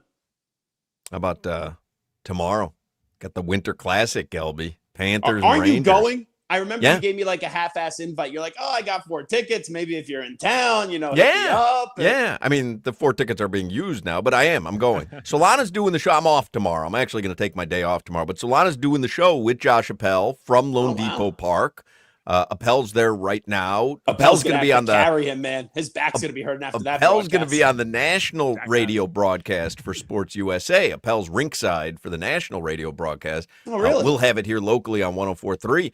But yeah, Panthers, Rangers, Lone Depot Park. I mean, that's kind of exciting, no? Well, the good thing is the game isn't at Madison Square Garden because the Rangers have been absolutely dreadful this year at home, and the only time they actually have a pulse is when they go on the road. So it's a big spot. I'm sure the Panthers will be okay, and they'll be able to defeat my Rangers. So I'm very down on. They do not have 4 lines. You talked about New Year's Day hangover. So did you change your mind and go to Times Square last night? So funny point of contention. I actually got invited to go to this place. This restaurant where the NYPD actually comes in at 11:15 and they escort you to the ball drop. But some other people wanted to stick with the previous plan, so I couldn't end up making my way there. Yeah, I had to politely decline. It was a point of contention. Solana, tell them what you did last night for New Year's Eve. I know what he means by some other people. My guess it was is an $1,800 value, by the way, per person, and we were getting it for free. Yeah, but your girlfriend, though, your girlfriend overruled it. One person. I have my headphones in right now, so they can't hear the other end. So yes, under the bus, getting thrown. And we know you're whipped. We know you're a little floppy over there. So. Yeah, says the guy that has a photo every 3 seconds of his fiance on Instagram. By the way, speaking of fiancés, friend of the she program, made the most delicious. Oh, go ahead. Sorry. Chris Whittingham, longtime friend of the program, got engaged yesterday. Oh, so well, very happy mazel for him. tov to him. Mazel. Congratulations. Didn't you bring him on once to break down, because he's a big Italian? Was that him or was that Dono? Well, Dono's the Italian. Whittingham, though, is a soccer expert. So if I was breaking down Italian soccer, it was Whittingham. If I was breaking down Aperol Spritz and Gabagool, it was Dono. Sorry, Maradona, Gabagool kind of sounds very similar. Probably where I don't think Maradona's Italian. He isn't? Nope. I don't think so. That wasn't the pasta dish I had last night? Speaking of Spaghetti Italian, Maradona? Solana, tell him what you did last night for New Year's Eve. So we had a little get-together at the Solana residence, invited a bunch of my friends over, their wives, and we were going to be a lot of people. We're going to watch the Canes game. I'm not going to cook, Elb. I mean, too many people. I catered a little authentic Italian food. Look at that. Tell me that doesn't look delicious. A little chicken parm, some fettuccine Alfredo. Tell him where you brought it in. Yeah, where'd you bring it in from? Olive Garden? From Olive Garden. My neighborhood. Nailed it. My neighborhood Italian joint. Your punchline is his truth. Oh my God. You are fugazi, let me tell you. I mean, it's a chicken parm, a whole meal. They include the breadsticks, the salad, the chicken parm. Yeah, the pasta, delicious. A little tiramisu action, delicious. I had an actual Italian meal last night. I went to Il Molino, which was very good. But they have one right next to me here in Boca. Oh, do they? Il Molino. There's only one in New York and one in Boca, but it's literally right down. It's in walking distance. How big is it? Oh, tiny. Yeah, like the one last night, there was 12 tables in like the whole place. Yeah, it's tiny. I didn't know. That's funny. You went to Il Molino. That's funny. Yeah, there's one right down the street. Yeah, but the Canes, man. Real authentic with one in Boca, too. Wow. Must be real authentic. You know what, Solana, when you come into town, I'll take you to Brooklyn and we'll go to Frankie's 457 and we'll be you got to take him to the original take him to the original Olive Garden in Times Square. That's right. That's his homeland. That's his homeland. We'll go there for lunch. Before, actually. We'll go there for lunch and then Carmine's for dinner, all right? All in Times Square. And then you can beg for change so you can pay for the meal. Take him to a real authentic night out of live music, House of Blues. You catered an Olive Garden? You had people over? I catered in Olive Garden, and I do it again next year. Olive Garden again. Those breadsticks with the salad, delicious, man. That was a beautiful meal. I guess you guys putting his name on the show doesn't mean that he got a raise as no, well, it right? Does not. It does not. Your name is on didn't do anything for his taste. I don't know if he got a raise or not, but he certainly didn't improve his taste. Your name is on a very well-renowned radio show. You have to be held to a higher standard, not basically giving Chuck E. Cheese out for New Year's Eve dinner. I'm sticking to what got me there, Gelb. Olive Garden. So anyway, Gelby, you're a believer in the University of Miami, and we'll find out tonight, Georgia or Ole Miss, but you could see them advancing past either of those teams. Yeah, I think they could be competitive with Georgia. Like, if you put a gun to my head, I would pick Georgia to beat Miami, but after beating Ohio State, there's not a team that you could tell me in the nation right now where I'd be like, oh, wow, I can't believe Miami ended up winning that game, which I don't know if you could have said that before last night. I do agree with you. I think there was some skepticism with them, and even after the first round victory, it wasn't all that pretty. In College Station up against A&M. But when you beat Ohio State in the fashion they did last night, the sky is the limit for the U. There's no doubt about it. And they're back? Yeah, they're back. You know Carson what? Beck? They'll really be back if we get a 7th Floor Crew remix. Give me a little 7th Floor Crew remix with like Greg Olson's claim to fame.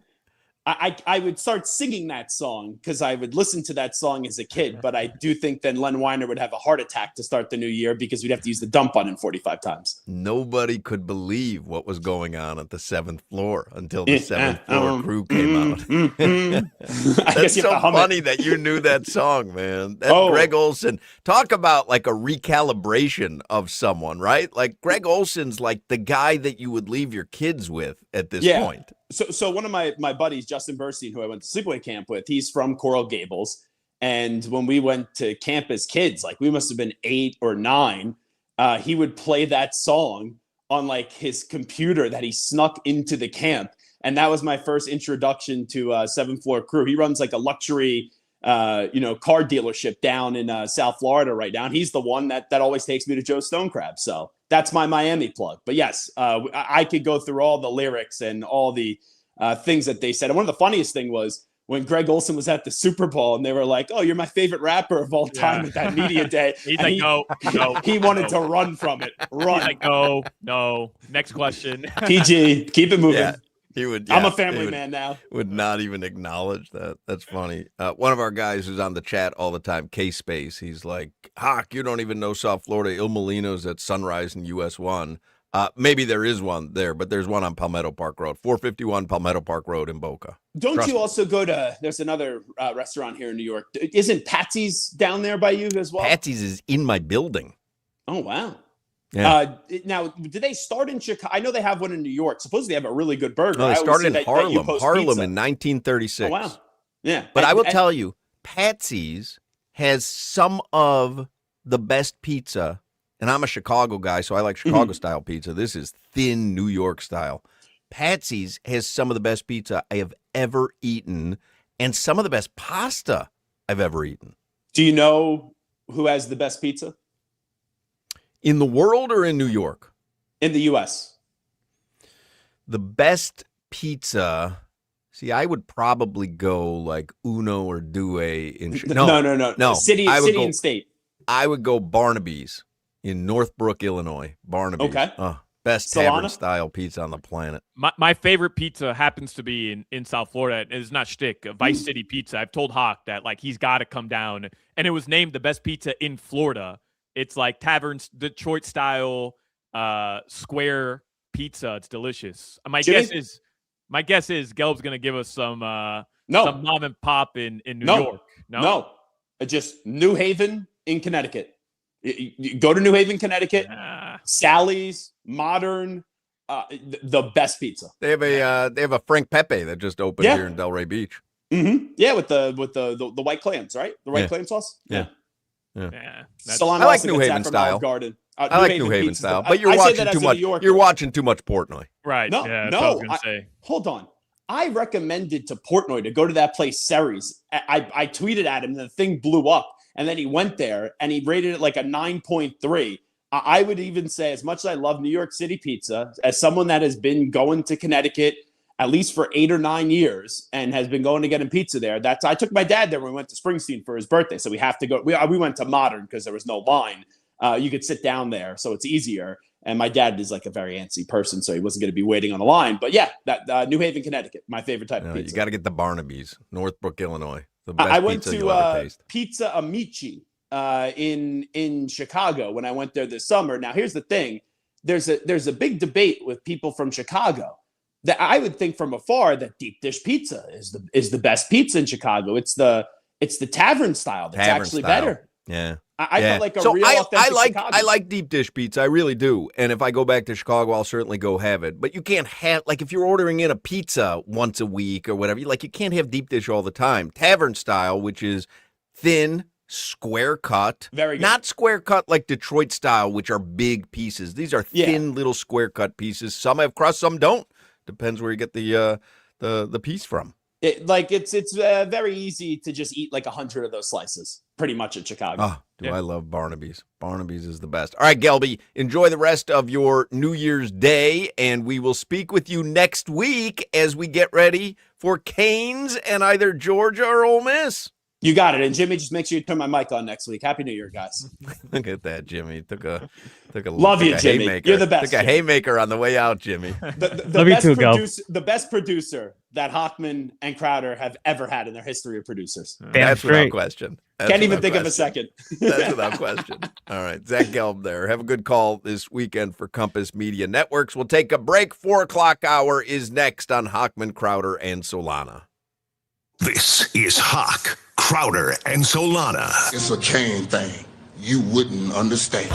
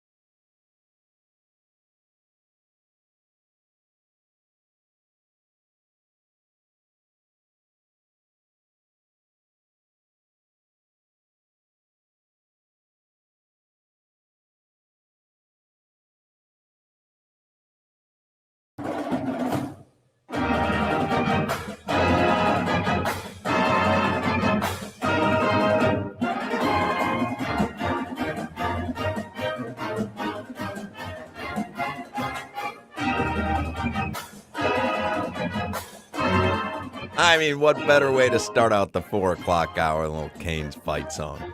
Crank it up, Jimmy. Time of our lives.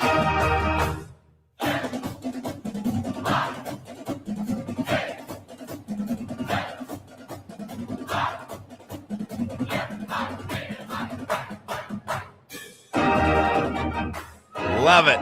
We would not have missed this show for anything, so we appreciate everyone who has given us some of your time to tune in today on January 1st, New Year's Day. We know it's a holiday for just about everybody, unless you're working in retail, but we wanted to make sure we were on the air, and we appreciate all the nice messages on the YouTube chat and the text line, all that good stuff. We will be here till 5:45, and then pre-Heat, you got Heat basketball tonight. Is that game, I'm guessing that game's in Detroit? Yes, it's in Detroit. All right. You'll get it here on 104.3 FM WQAM. 15 minutes of Heat on WQAM is sponsored by Doral Kia, home of the Pricito, our lowest price. Visit them at Doral Kia or DoralKia.com. Would you like to know some of the lines for tonight's game, Solana? Yeah, let's do it, Hoch. Would you like to guess? Obviously, Detroit, a better team than the Heat. Yes, they're the 1 seed in the East, and they handled Miami. It was a close game at the end, but they really did handle the Heat the last time these two teams played. Want to guess the line? I'd say Detroit is a 7.5 point favorite. That's what I would have guessed. 4.5. Wow. Okay. Only 4.5. Cade Cunningham is playing, right? Yep, he is playing. I haven't seen anything. Well, he is. He's got a prop on the Hard Rock app, so I'm assuming he's playing. Yeah. Let's see. Tobias Harris is out. Isaac Jones, Bobby Clintman, Karis Duncan LeVert Robinson is out. playing. That's all I want to know. Duncan is available.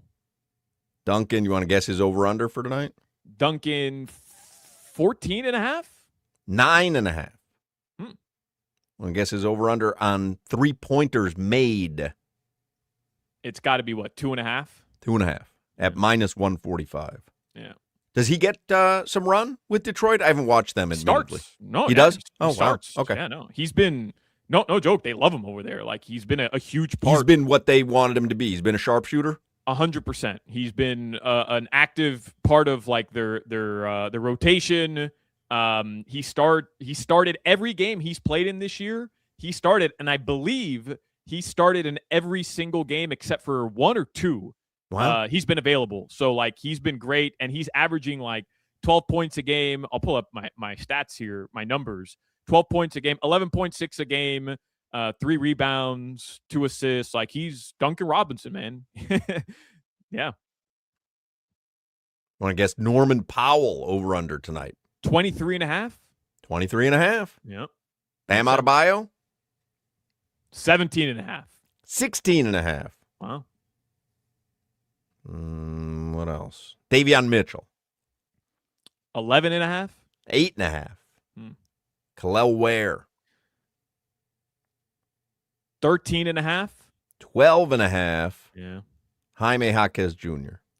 16.5. 14.5. Huh. Andrew Wiggins. 16? 17.5? 15.5. Okay. All right. Bulls play tonight. No, doesn't look like it. Did they end up winning yesterday? I have no idea. Remember they were playing the Pelicans? Yeah, they did. Yeah. 134 to 118. How many would Okoro end up with? Because remember, I made a joke about him yesterday. You laughed. It was like, I'm like, who's going to get all those giddy points? And I jokingly said Okoro. He had 13 points in the first quarter. Finished with 24 points and a plus 31 in his plus minus. Why didn't I listen to myself? Those are Okara Zion White end up numbers, with? Hawk. Okara White numbers. Zion yesterday, 31. Yeah, 31, 7, and 3. How about Boozy? 19. Boozy, 19. Wow. Should have bet the over. 9 from 3. Had you trusted your gut and gone with Boozy and Isaac Okoro over, nice little parlay for yourself. Let's get headlines here for the 4 o'clock hour. John Michaels is going to join us this hour. We're going to talk some Hurricanes with a very emotional John Michaels. I mean, he literally cried yesterday when the Hurricanes won and advanced. headlines here for the 4 o'clock hour with Alejandro Solana.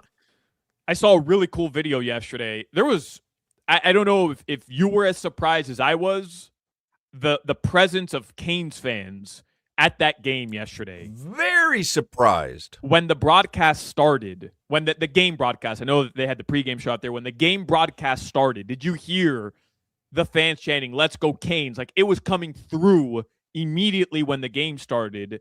And every time they were panning to the crowd, I mean, obviously there was a lot of red. I guess they're scarlet. But you could see green and orange. And after the game, I saw a video of Canes fans waiting for the team buses at the team hotel. But, like, it wasn't like 12 people. I mean, there were hundreds of people at that team hotel yesterday cheering on and welcoming those guys back to the team hotel after the game. Yeah, Canes fans represented in Dallas, man. I was so impressed. For whatever reason, I felt like it was, and I didn't, obviously not to this extent, but I felt like it was going to be like the Texas A&M game, and it wasn't. I mean, Canes fans were really well represented. Nothing better. Fly to Dallas. I regretted not going because I could have gone. And yesterday, go to watching Arizona? the game, Go to the Fiesta Bowl? Nah. If it's here in Miami, I'll be at the championship game. I don't think they'll ever put the Fiesta Bowl here in Miami. I'm talking about the championship game, Hawk. I'm I talking got about you. the championship game here in Miami, which is going to be played on the 19th. If they're at that game, if the Hurricanes make that game, we should all be there to watch the Miami Hurricanes win a natty. All right, let me borrow $900 for those upper end zone tickets, brother. All you got to do is get a little credential action, and we're in the building. Nah, we're I lean in on the Gino. building. I lean on Gino. Yeah, that hasn't worked very well for you in the past. He had to lean on me to get Duke basketball tickets. You would think like he could just carry the Heisman and into the stadium, and they'll just let him in. Right? I wonder. We'll have Gino in the next hour. I can ask him, but I wonder if Gino could be on the sidelines like Ray Lewis and Michael Irvin. I was surprised Dorsey wasn't there yesterday. I was surprised, sometimes they limit it. Sometimes they limit the number of former players that they'll allow on the sidelines. Obviously, Ray Lewis, I imagine Ed Reed, if he wanted to be there. But I wonder if Gino's a Heisman Trophy winner. Could Gino be out there? Could Vinny Testaverde be out there? How could you turn down a Heisman Trophy winner I don't know. From your program? But You weren't a little. I know Cristobal was trying to downplay the whole Fiesta Bowl thing, and I know it was so long ago. The players, most of them, if they were alive, they were 1 or 2 years old. I get it, but you weren't shocked that Dorsey wasn't there. There wasn't more of a presence from those guys. From that team. I think that may have been a specific decision on Cristobal's part to make this feel like just another game, to not lean into the history of Miami and Ohio State and the 02-03 Fiesta Bowl.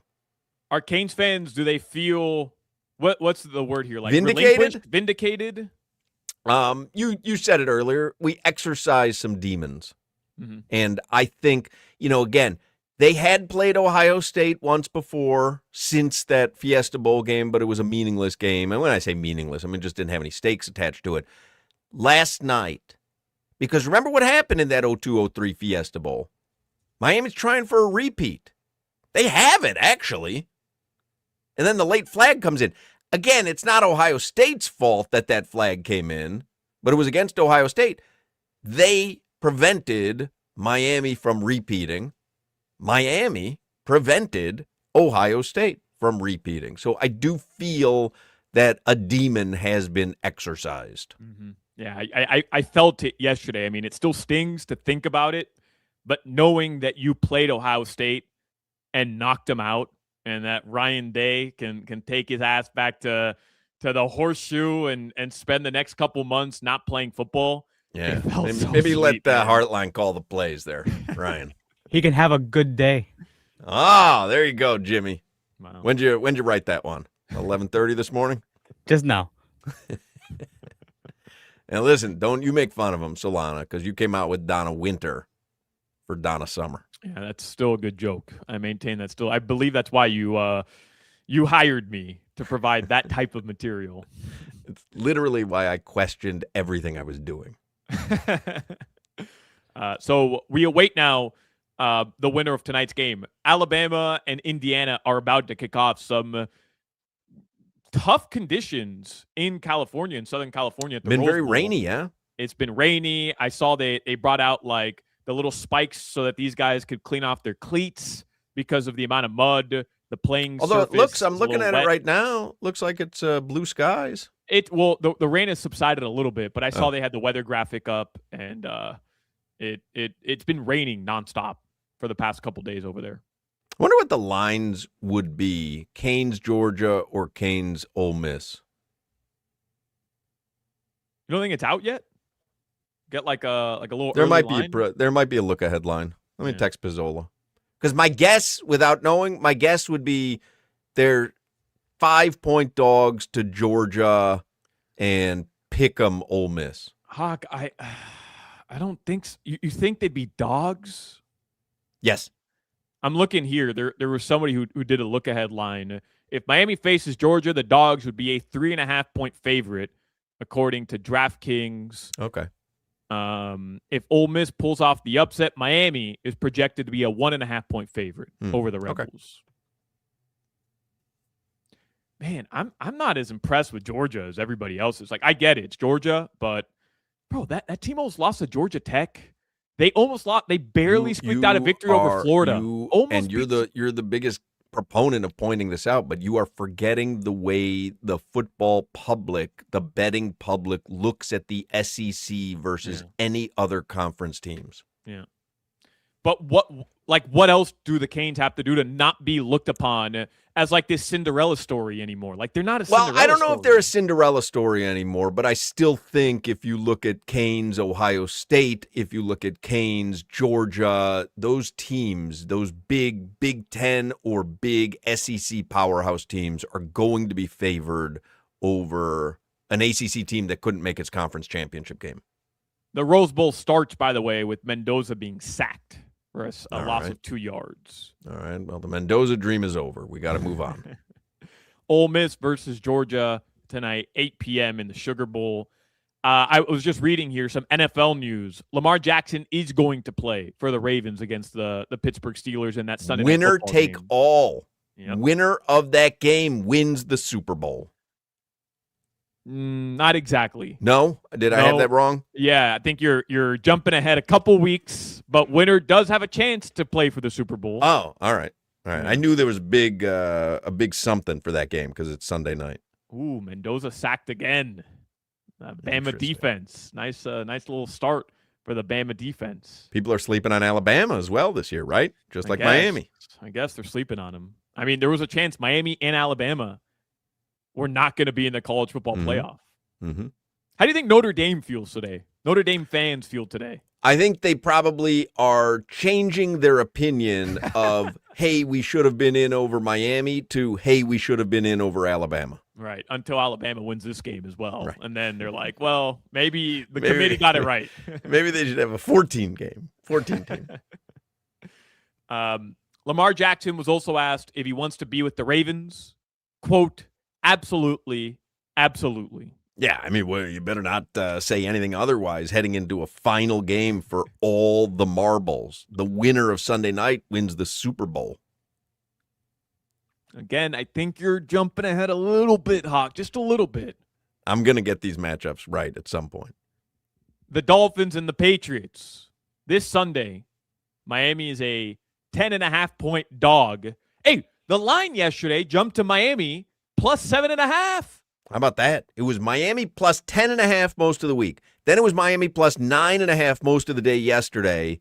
By game time, it was Miami plus 7.5. I mean, just a ton of action came in on Miami. It was earlier because when I was at the Olive Garden curbside pickup at around like 5:30. What's the saddest place to be on New Year's Eve? Is it Hochman eating a Rice-A-Roni microwave cup while watching the Hurricanes move on in the college football playoffs, or is it at the curbside pickup at Olive Garden? Push.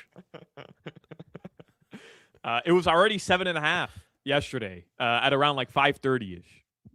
Yeah, I had some nice wins. I told you at the beginning of the show, I had Canes money line 2 different ways. I had a $10 bonus bet, and then I had a $10 no sweat bet. I had Canes over 14.5 team total. That went over by the third quarter. Should have been over in the first half. And then I had Canes plus 10.5 that I had put in earlier as well. Dolphins Patriots Sunday, as I mentioned, Miami's a 10.5-point dog. If the Patriots win, this is from Joe Shad, the Patriots would go from 4-13 a season ago to 14-3. The 10-game win would tie the 1999 Indianapolis Colts and the 2008 Miami Dolphins. Remember, they were 1-15, and they turned it around. I think they won 11 games that year for the best turnaround in NFL history. Wow. Jimmy, do you make any New Year's resolutions? I don't think I did. No? Nah. I've got one for you, Jimbo. I've got one. What? Comb your hair in the morning. Do your hair before you come to work. He says he combs his hair every day. Hawk, come on. Well, I can't comb my hair much because it's short. No. What's the best meme online? For me, it's LeBron combing his head ferociously when there's no hair. None. I love that meme. It's up there. I would say it's up there. You following all this stuff on Twitter with what they're asking Grok to do? No. I mean, you're not seeing this? You seeing this at all, Jimmy? Like recently? Yeah, nope. It's like the last 2 days. No, I haven't seen that. So it's just all these women, and it's probably because my timeline is just all porn now on Twitter. And I don't know, like literally hardcore porn on my Twitter time. I can't open it anymore. Mm-hmm. Like hardcore porn. But anybody's posting a picture of a girl, and then, you put on Grok and just say, at Grok, let me see this woman without her clothes on. Right. And then women are posting it and saying, "Oh, Grok, let me see myself with a string bikini." It's crazy. It's so creepy. I don't know how you put this genie back in the bottle, because people are unable to differentiate between AI and real life. And Grok is giving you a display the last couple of days on Twitter of just how unseemly this is going to get. I get got by AI now. It's hard not to. Daily. Like, you have to check several different places to make sure. But at what point, do we just stop checking and just live in this world where it live in the fantasy anymore? World of It doesn't matter. It just doesn't matter anymore. It just whatever. Somebody says by creepy you mean great. Yes. Let's hurry up this segment so I can go research this. Thank you, Grok. Matthew Tkachuk is out tomorrow. If you're just joining us, he will not play. And Barkey on the ice, he's been skating a little bit. Just a little bit. I guess on the positive side, let's say someone gets a picture of me smoking crack. Right. Yeah, it could happen. Can't I just say, nah, AI, I didn't smoke crack. So anything incriminating, AI. Get out of jail free card. AI. Right? Yeah. So those photos of me in the back room of Las Rosas. Doing what you do at the back room of Las Rosas. AI. Somebody sends Lori a pic of me smoking crack with a hooker. Mm-hmm. No, wasn't me. AI. Jimmy, congrats. You can go to the Cheetah with Hoch again. You're invited. Your invitation's back on the table, bud. Congrats. Your weather in South Florida right now, it's in the low 60s. It's going to be in the low 50s, maybe even in the upper 40s if you live in near Boca, near where Hoch lives. That is your weather. And it feels like was in the 40s last night when the game ended. And I said to Lori, "You want to walk over to Meisner?" And she said, "What's the temperature?" And I opened the app, and it was like, I don't know, 52, but then it said feels like 44. No. Hoch, it was 47 degrees in Kendall last night at midnight. 47 degrees, not feels Yeah, like. don't anyone tell me that that's not cold. That's cold. It's freezing. Anyway, John Michaels is going to join us in the next segment, and he has been celebrating this Hurricanes victory nonstop since it happened. We always like talking Canes with John Michaels. Gulfstream Park, speaking of beautiful weather and things to do this weekend, Gulfstream Park in Hallandale Beach is off and racing. The championship meet is on at Gulfstream Park. They do live racing every Thursday through Sunday. You can witness the nation's top horses and jockeys compete on the iconic Gulfstream track and enjoy the thrill of racing all season long. In fact, make it a full day out in 10 Palms Restaurant with premium dining and unbeatable track views and convenient wagering options. No joke. You are looking for something to do this holiday weekend. Make it a point to get to Gulfstream Park. The weather is spectacular.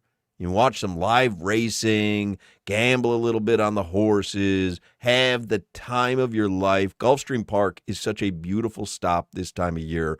Make sure you put it on your list. They also offer the hottest slots and electronic table games. They combine the excitement of casino gaming with the thrill of thoroughbred racing in one electrifying destination. Don't forget to purchase your Pegasus World Cup tickets soon. That's going to be here before you know it. Tickets sell out every year. So you can get all the details on what's going on at Gulfstream Park. You can get all your tickets at GulfstreamPark.com. This is Hoch, Crowder, and Solana. It's a Kane thing. You wouldn't understand. Go-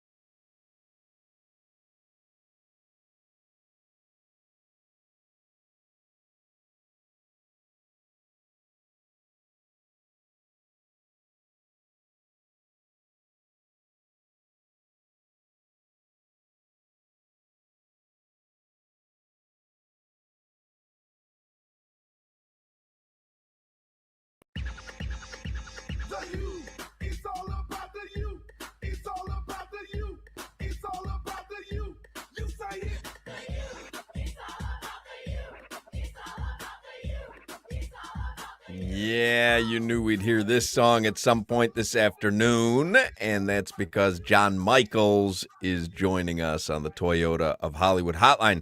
John Michaels, hosts mornings on 680 The Fan in Atlanta. If you listen to our show, you know he's the biggest Canes fan. I mean, since birth. Grew up in South Florida and never has lost his Canes fandom.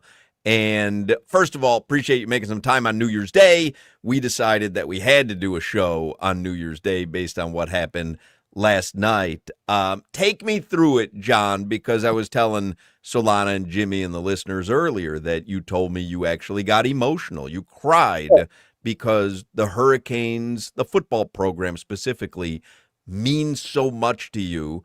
So take me through it. The clock's winding down. They're going to win. They're going to advance to the Fiesta Bowl. What's going through your mind, and how do you react?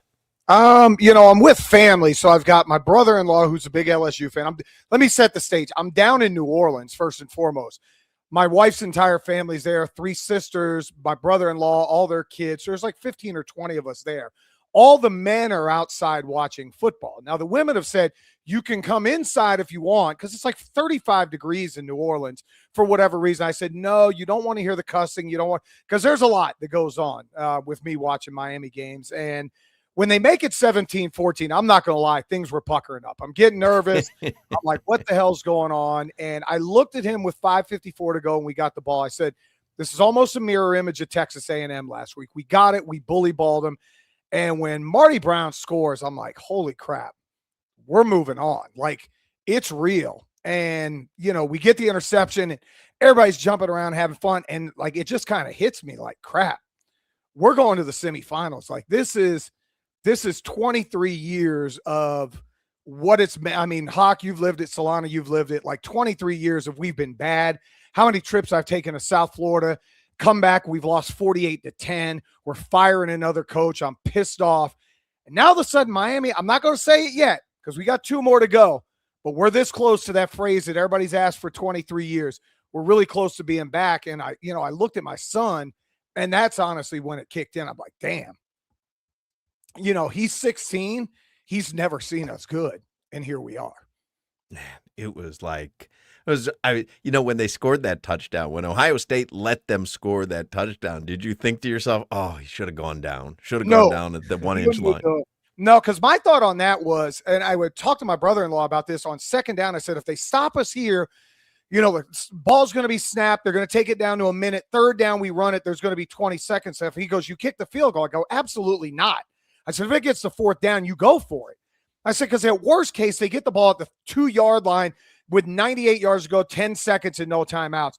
They let us score. Screw them. You know what? Take your 10 points at Hard Rock Bet and go cash a ticket.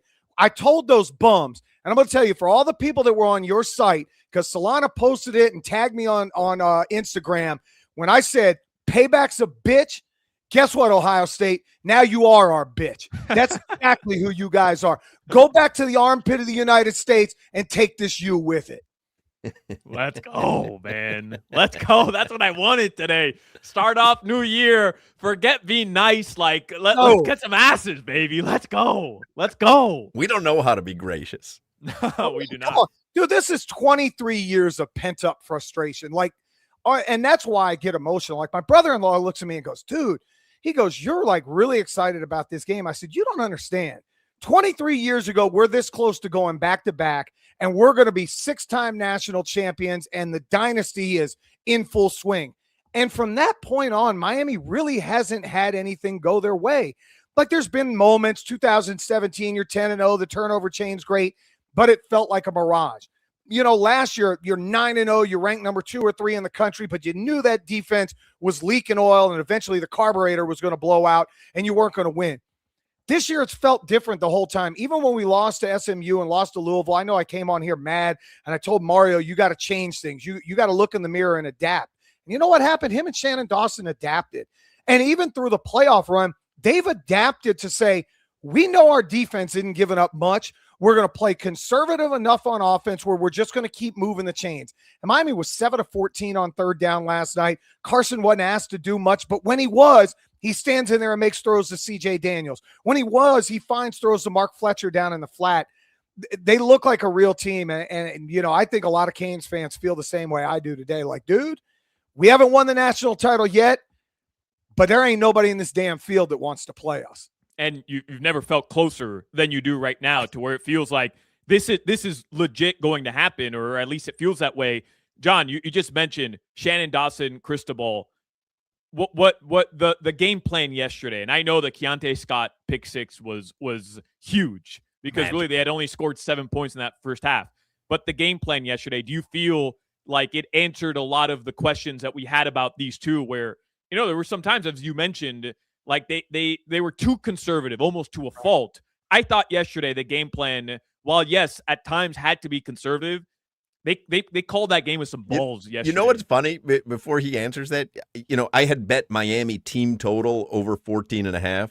And when they got to 14 and then the end of the first half kind of happened and I didn't hit the team total in the first half and you're like, well, you're a half point away. And I was thinking to myself, to Solana's point, nobody would be happier with a 14-10 victory than Mario Cristobal. Like that is the way. So to Solana's point, he didn't do that. But I was thinking that to myself as it went into halftime. I'm like, Mario will be thrilled to get out of here with a 14-10 victory, and I'm not going to hit that team total. But he wasn't. Like, I thought they called that second half with some balls, man, with some cojones. And I think it's what we've been asking from those two specifically. Yeah, absolutely. I mean, even the first touchdown is a wrinkle you've never seen. They're in two-back tight formation, and I see Carson jabbing like he's going to do QB run. And I'm like, what in the hell is this? And then he finds Mark Fletcher. And from what I heard from somebody behind the scenes, that's a Malachi Tony play that Carson Beck had been asking to run, saying, you're absolutely going to fool the hell out of everybody if I start to run it. And I don't know how true that is. Could be internet fodder, but that's a play that they find. You think about on the final drive, you've got about a 55-yard field goal, and it's 4th and 2. Yeah. Conservative Mario lines up and says, we're going to big ball you, and we're going to run you over. Maybe you get 2 yards, maybe you don't. What do? They go to bunch formation right. They run a little stutter out with Malachi Tony. They realize they can't guard this kid.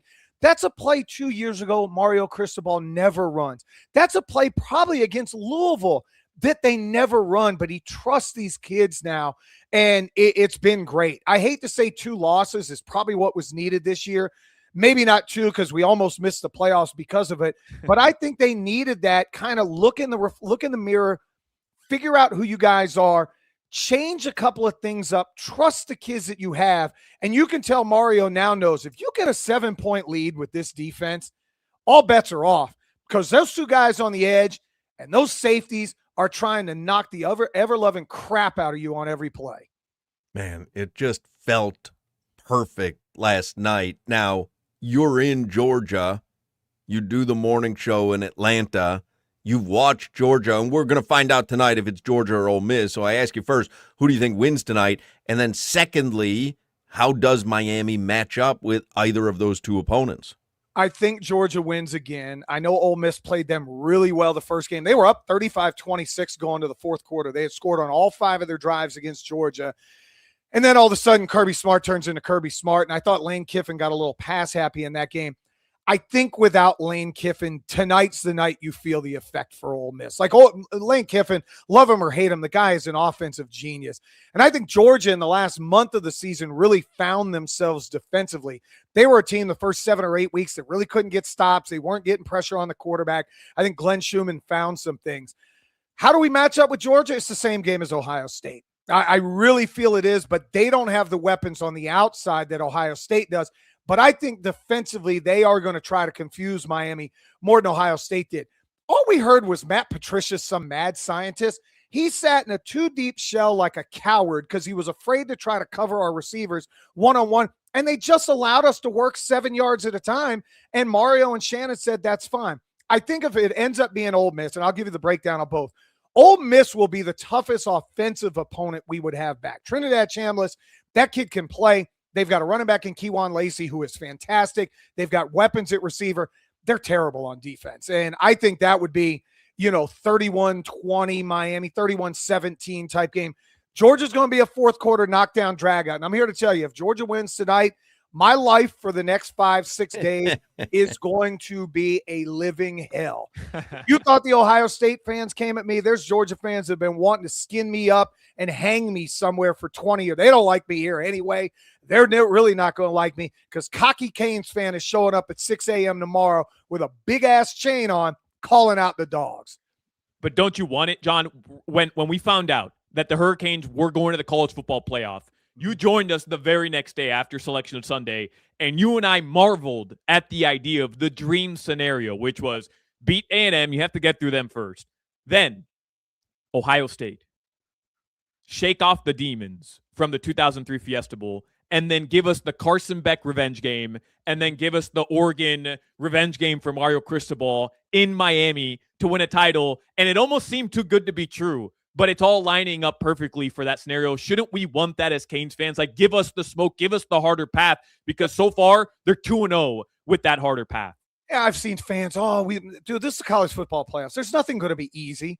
Like, we may never in our lifetime see the Dolphins play this deep into a postseason. But by the time you get to an AFC championship game, you're going against a great team on the other side. Nobody's fluking their way into this.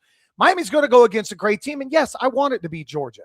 Look, win or lose, Kirby Smart has every bit of my respect. I think he is the best coach in college football, bar none. And I'd love to see our guys who now are entering into that top 3 or 4 conversation of best coaches in the country line up against them. I want to see kids, Colby Young, who was the other one? Jaden, I don't remember. He was such a bad safety. We were glad that his ass left. And all the kids that were trolling us after we got in and they were throwing the U down when they beat Georgia Tech, come see us, bruh. Come see us. And I want to see Carson Beck as locked in as humanly possible against a team that, like him or not, he did a lot of things for that football team. He won them an SEC championship, and I know he got hurt last year, but he was a big part of the reason they won the SEC title. They were 12-0 the year before. I think Carson Beck wants that game as well, because you could see him on ACC Network last night when they interviewed him. They talked about the potential matchup. He smiled, and then he was like, well, I don't know who we're going to play, but I'm just ready to see whoever. Yeah, he knows. He knows.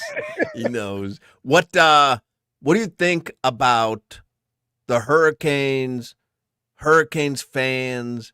And I know you said at the beginning, you're not going to say the phrase yet, but we can all agree that Mario revitalized this football program. That's not up for debate anymore. He came in, he had a plan, and it's happening.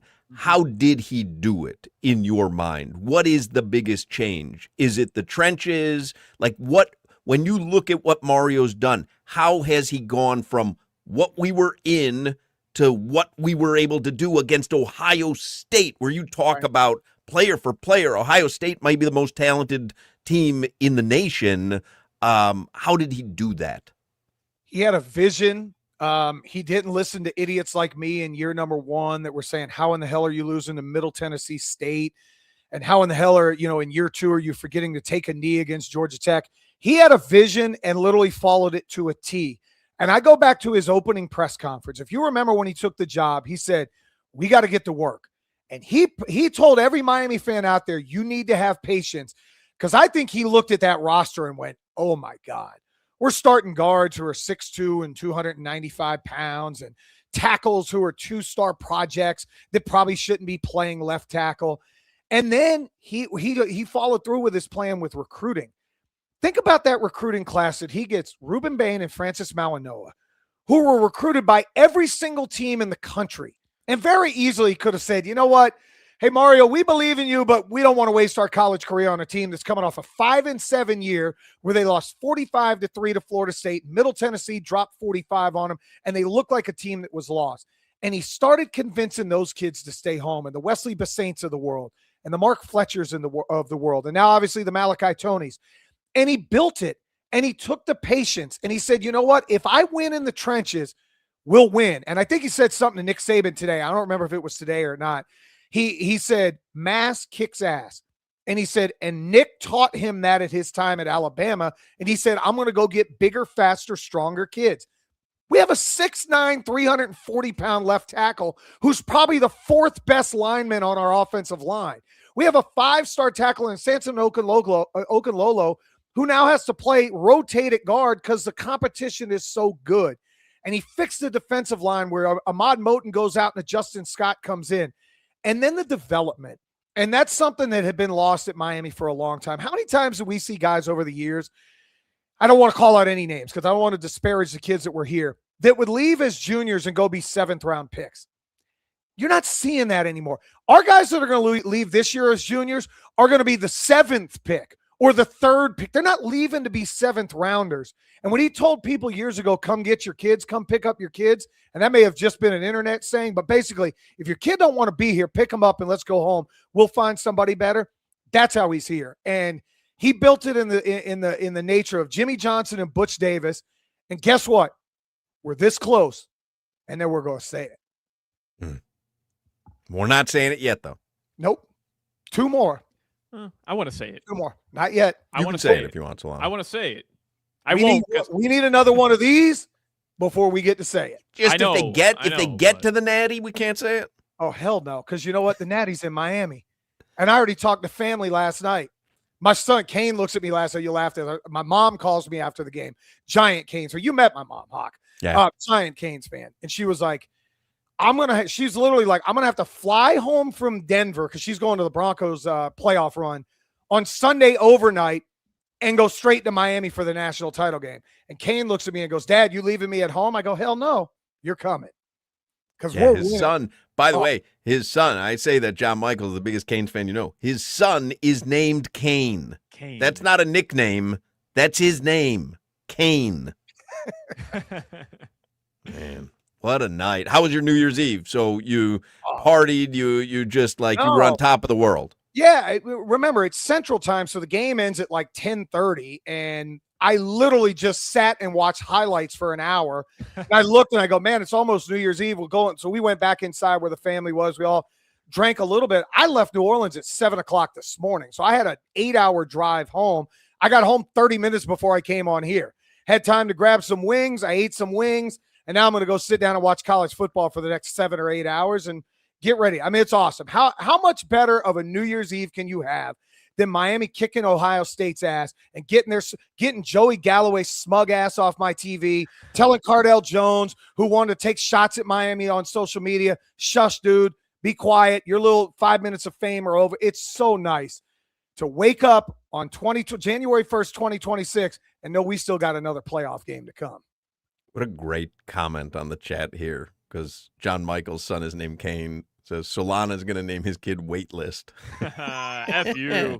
That's a funny line. That is a very funny, clever line. Where's so are Crowder? you where is Crowder? Crowder didn't have to come to work today. He's too big time for it. We were all, I mean, it's different when you've got young kids, but there he is. There's on the stream. That's Crowder throwing up the U. Yeah, we were all going to be off today. I think Solana and I decided on Monday or Tuesday, hey, win or lose, we really need to be live on Thursday because it's the biggest game in 20 plus years. Solana's going to be live tomorrow at the Winter Classic. I'm off tomorrow. Are you rooting for Georgia tonight? Yeah, and here's the thing. Like, people up here think I hate Georgia. I actually really like Georgia's program. We've never played them. Kirby Smart has been nothing but gracious to us on the air. Unlike Nick Saban, like, he gives you a handshake. He doesn't kind of walk past you and act like you're not there. But Kirby's awesome. We spend a lot of time going up there. He lets us watch spring practice down on the field. We'll go into their facility. So I want them to win. I want all the damn smoke. My producer's the biggest Georgia homer known to man. My whole station told me I was nuts for picking Miami to win the national title. And I think your boy years ago said it doesn't look so funny now. Now it feels like a mother bleeping threat. And that's what it feels like. They don't want to see this. They don't want no parts of Miami, but they're about to see that U. There you go. John Michaels, 680 The Fan in Atlanta. Follow him on Twitter at John Michaels U. John Michaels, the letter U. Are you working tomorrow or are you off the rest of the week? No, we got to work tomorrow. And the funny thing is, I'm going to be down in Florida next week for the playoffs. I won't be on your side. The Atlanta Braves have this thing called Fantasy Camp where people get to pay money and come down and play baseball at the Braves Northport facility over there on the west side or west coast of Florida. I had agreed to MC and play like 9 months ago, not not in my wildest imagination Right. was college football going to come into play. And now I'm trying to conjure up ways to not go. Right. Little did you know gotta UM and Georgia were going to be involved. So I'm going to have to find it. If any of your listeners know on the west coast of Florida, Northport, I guess Fort Myers, Tampa area, of a bar to watch the game come Thursday night, I refuse to be around a bunch of Braves personnel that are all Atlanta or all Georgia Bulldog fans, because they're going to think of me differently. So I'll be down there. If anybody knows, I'll come watch the game with you guys. But yeah, I do want Georgia to win. I do have to work in the morning. We got a ton to talk about, obviously. I've been off for a week. I'm rejuvenated. I'm ready. I might go in tomorrow and start just making the Hurricane and just start drinking them on it. Let's go. John Michaels, if you do have info for him for next week, tweet him. John Michaels, the letter U. Thanks, John. Happy New Year's, guys. Happy New Year to you. We'll take a break. The 5 o'clock Funky Buddha happy hour on your New Year's Day is next. This is Hoch, Crowder, and Solana. It's a chain thing. You wouldn't understand.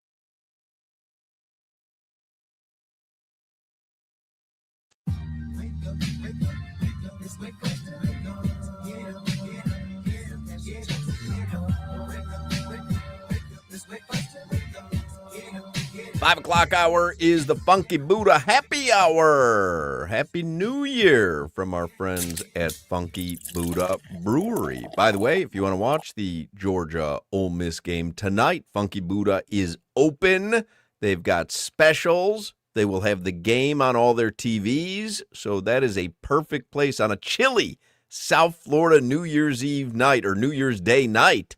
You go to Funky Buddha Tap Room in Oakland Park, watch a little football tonight, have some delicious food, delicious beer, time of your life. In fact, if you want to watch football anytime this weekend, you go to Funky Buddha. I never heard from Chef Jeff as to what their special was for Sunday, the Dolphins and Patriots. But again, I think we're both guessing that it'll be the lobster rolls that they did earlier this season. Roll. But you can watch the final Dolphins game of the season Sunday at Funky Buddha Tap Room in Oakland Park. Indiana leading Alabama 10-0. About 9 minutes left in the second quarter of the Rose Bowl there. We have celebrated the Hurricanes all afternoon. We're about 40 minutes away from preheat. You got Heat basketball tonight on this radio station. Preheat starts at 5:45. If I thought I couldn't love Ruben Bain anymore, I was wrong. I sent you a video clip during the commercial break. Ruben Bain being interviewed post-game last night, and they ask him, what are you going to do tomorrow, which is today? You going to watch football all day? And he said, right now, I'm just worried about watching Stranger Things tomorrow. Let's go. That's my guy. Love that guy. I had the Hurricanes lost last night, I would not have watched Stranger Things because I would have been depressed. But since they won and I was feeling good or whatever, I ended up watching it last night. But I'm guessing by now, 5:05, Ruben Bain has watched the series finale of Stranger Things. Oh, you've got a Heat game, so you can't even watch it till later tonight. Yeah, around 11 o'clock when I'm off the air, I'll watch. I told you I watched the first hour, so Yeah. I've got about an hour and 15 left. So far, so good. Like what I've seen thus far. I loved it. All right, let's do headlines here for the 5 o'clock Funky Buddha Happy Hour. Gino Torretta is going to talk Hurricanes with us this hour. And then, like I said, you'll get preheat and then Heat Pistons basketball tonight on this radio station. Quick look at the headlines with Alejandro Solana. Hey, just because you bring up Ruben Bain, I had asked this of several people when the Hurricanes made the college football playoff, maybe even before. At what point, what does this team need to do, Hoch, for us to think about in a decade from now? Ruben Bain, Mesidor, Francis Maui-Noah, Mark Fletcher, Malachi Tony, to think of these guys the way that we think of Ray Lewis and, we could go down Ed the Reed, list, right? go down Ed the list. Reed, Edrin James, Sean Taylor. What is this team going to do? Are they there already? This Win is a memorable national win, championship, and it is a free ticket for that. That's what it is, right? Okay. Then it's not even a debate. Then it's there. Then you win a national championship, you're going to have Ruben Bain and Malachi Tony prowling the sidelines 25 years from now. Right. 30 years from now, everyone knows them. Because Ruben Bain's going to the league, and he's going to be a star. For sure. So we'll always think of him. But, this run has been so much fun already. That game yesterday, to me, felt like a play. The A&M one was fun. Don't get me wrong. I was on the edge of my seat. Last night was the real deal. Just amazing. Amazing. All right. The Heat do play tonight. No Tyler Hero, no Pelle Larson. 7 o'clock tip-off from the Trois. Jason Jackson will be on the call. Tomorrow, no Matthew Tkachuk for the Florida Panthers. We've talked about it a little bit. But Barkey was on the ice. We know Tkachuk has been skating. They're getting closer. Yeah. So tomorrow, I'm off tomorrow. Crowder's off tomorrow. But Solana and Josh Appel are going to do the show live from Lone Depot Park leading into the Winter Classic, Panthers and Rangers, which you'll hear on this radio station tomorrow. The schedule, if you're going down to Lone Depot Park tomorrow, it is officially a sellout. So if you're going down there tomorrow, Parking opens at 1:30. Game starts at 8. Yeesh. Parking opens at 1:30. The Enterprise NHL pregame, which is all the activations and events and all the hoo-ha, is from 2 till 8 p.m., West Lot 3 and the West Plaza. You do need a game ticket to get in there. All right? That's tomorrow from 2 till 8. The ballpark gates open at 6 p.m. 6 p.m., gates to the ballpark open, and then the NHL Winter Classic puck drops at 8 p.m. Did I see Luis Fonsi is performing? Luis Fonsi. I didn't see that, but I believe he's performing on the West Plaza. All right, good get. Got to make sure I still have time to go pick up my credential tomorrow, Hawk. I'm excited. Here. All right, that's tomorrow. Yeah, he is performing. 6-time Latin Grammy winner Luis Fonsi to perform at the Winter Classic. Nice. Would I know one of his songs? Luis Fonsi, for sure. You think? Yeah, for sure. I don't know if we have any in the system, but Despacito. Oh, Despacito. Yeah, I'm just looking at that. Okay, I would know that. Probably his most famous one, but you'd probably know a couple other ones too. He's going to bring out Daddy Yankee, I'm sure, tomorrow. Daddy Yankee.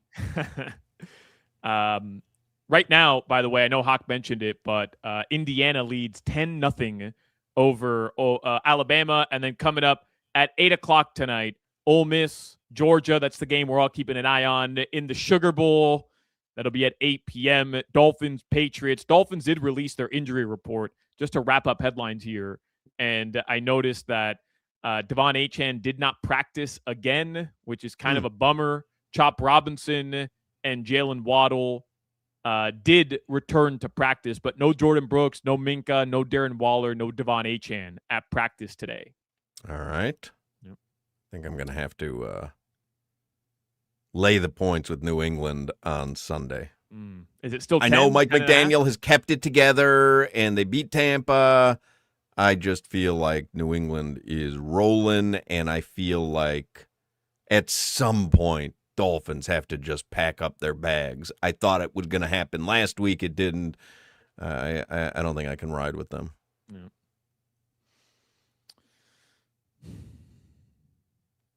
Did you see that report? Just because Tobin texted me quickly here that apparently Cleveland would have interest in McDaniel if he were to become available. I did see that. Yeah, have fun. Yeah, enjoy that, Cleveland. Hoch, your weather, it's gorgeous outside. Low 60s. It'll be in the low 50s tonight. That's your weather. Wow. Bundle up. All right, that's going to do it for the first segment here in the 5 o'clock Funky Buddha Happy Hour. But that doesn't mean we don't have more for you, because the Heisman Trophy winner, Gino Torretta, is going to join us in the next segment to talk some Canes, Ohio State on this extra celebratory New Year's Day coming off a Canes victory. So don't go anywhere. Gino Torretta is next. This is Hoch, Crowder, and Solana. It's a Kane thing. You wouldn't understand. All right, everybody. Chat. Happy New Year. Oh, yeah. YouTube chatters. Happy New Year, everybody. Thanks for riding with us. I'm going to replay Gino here. You don't got to do that, Jimmy. It's okay.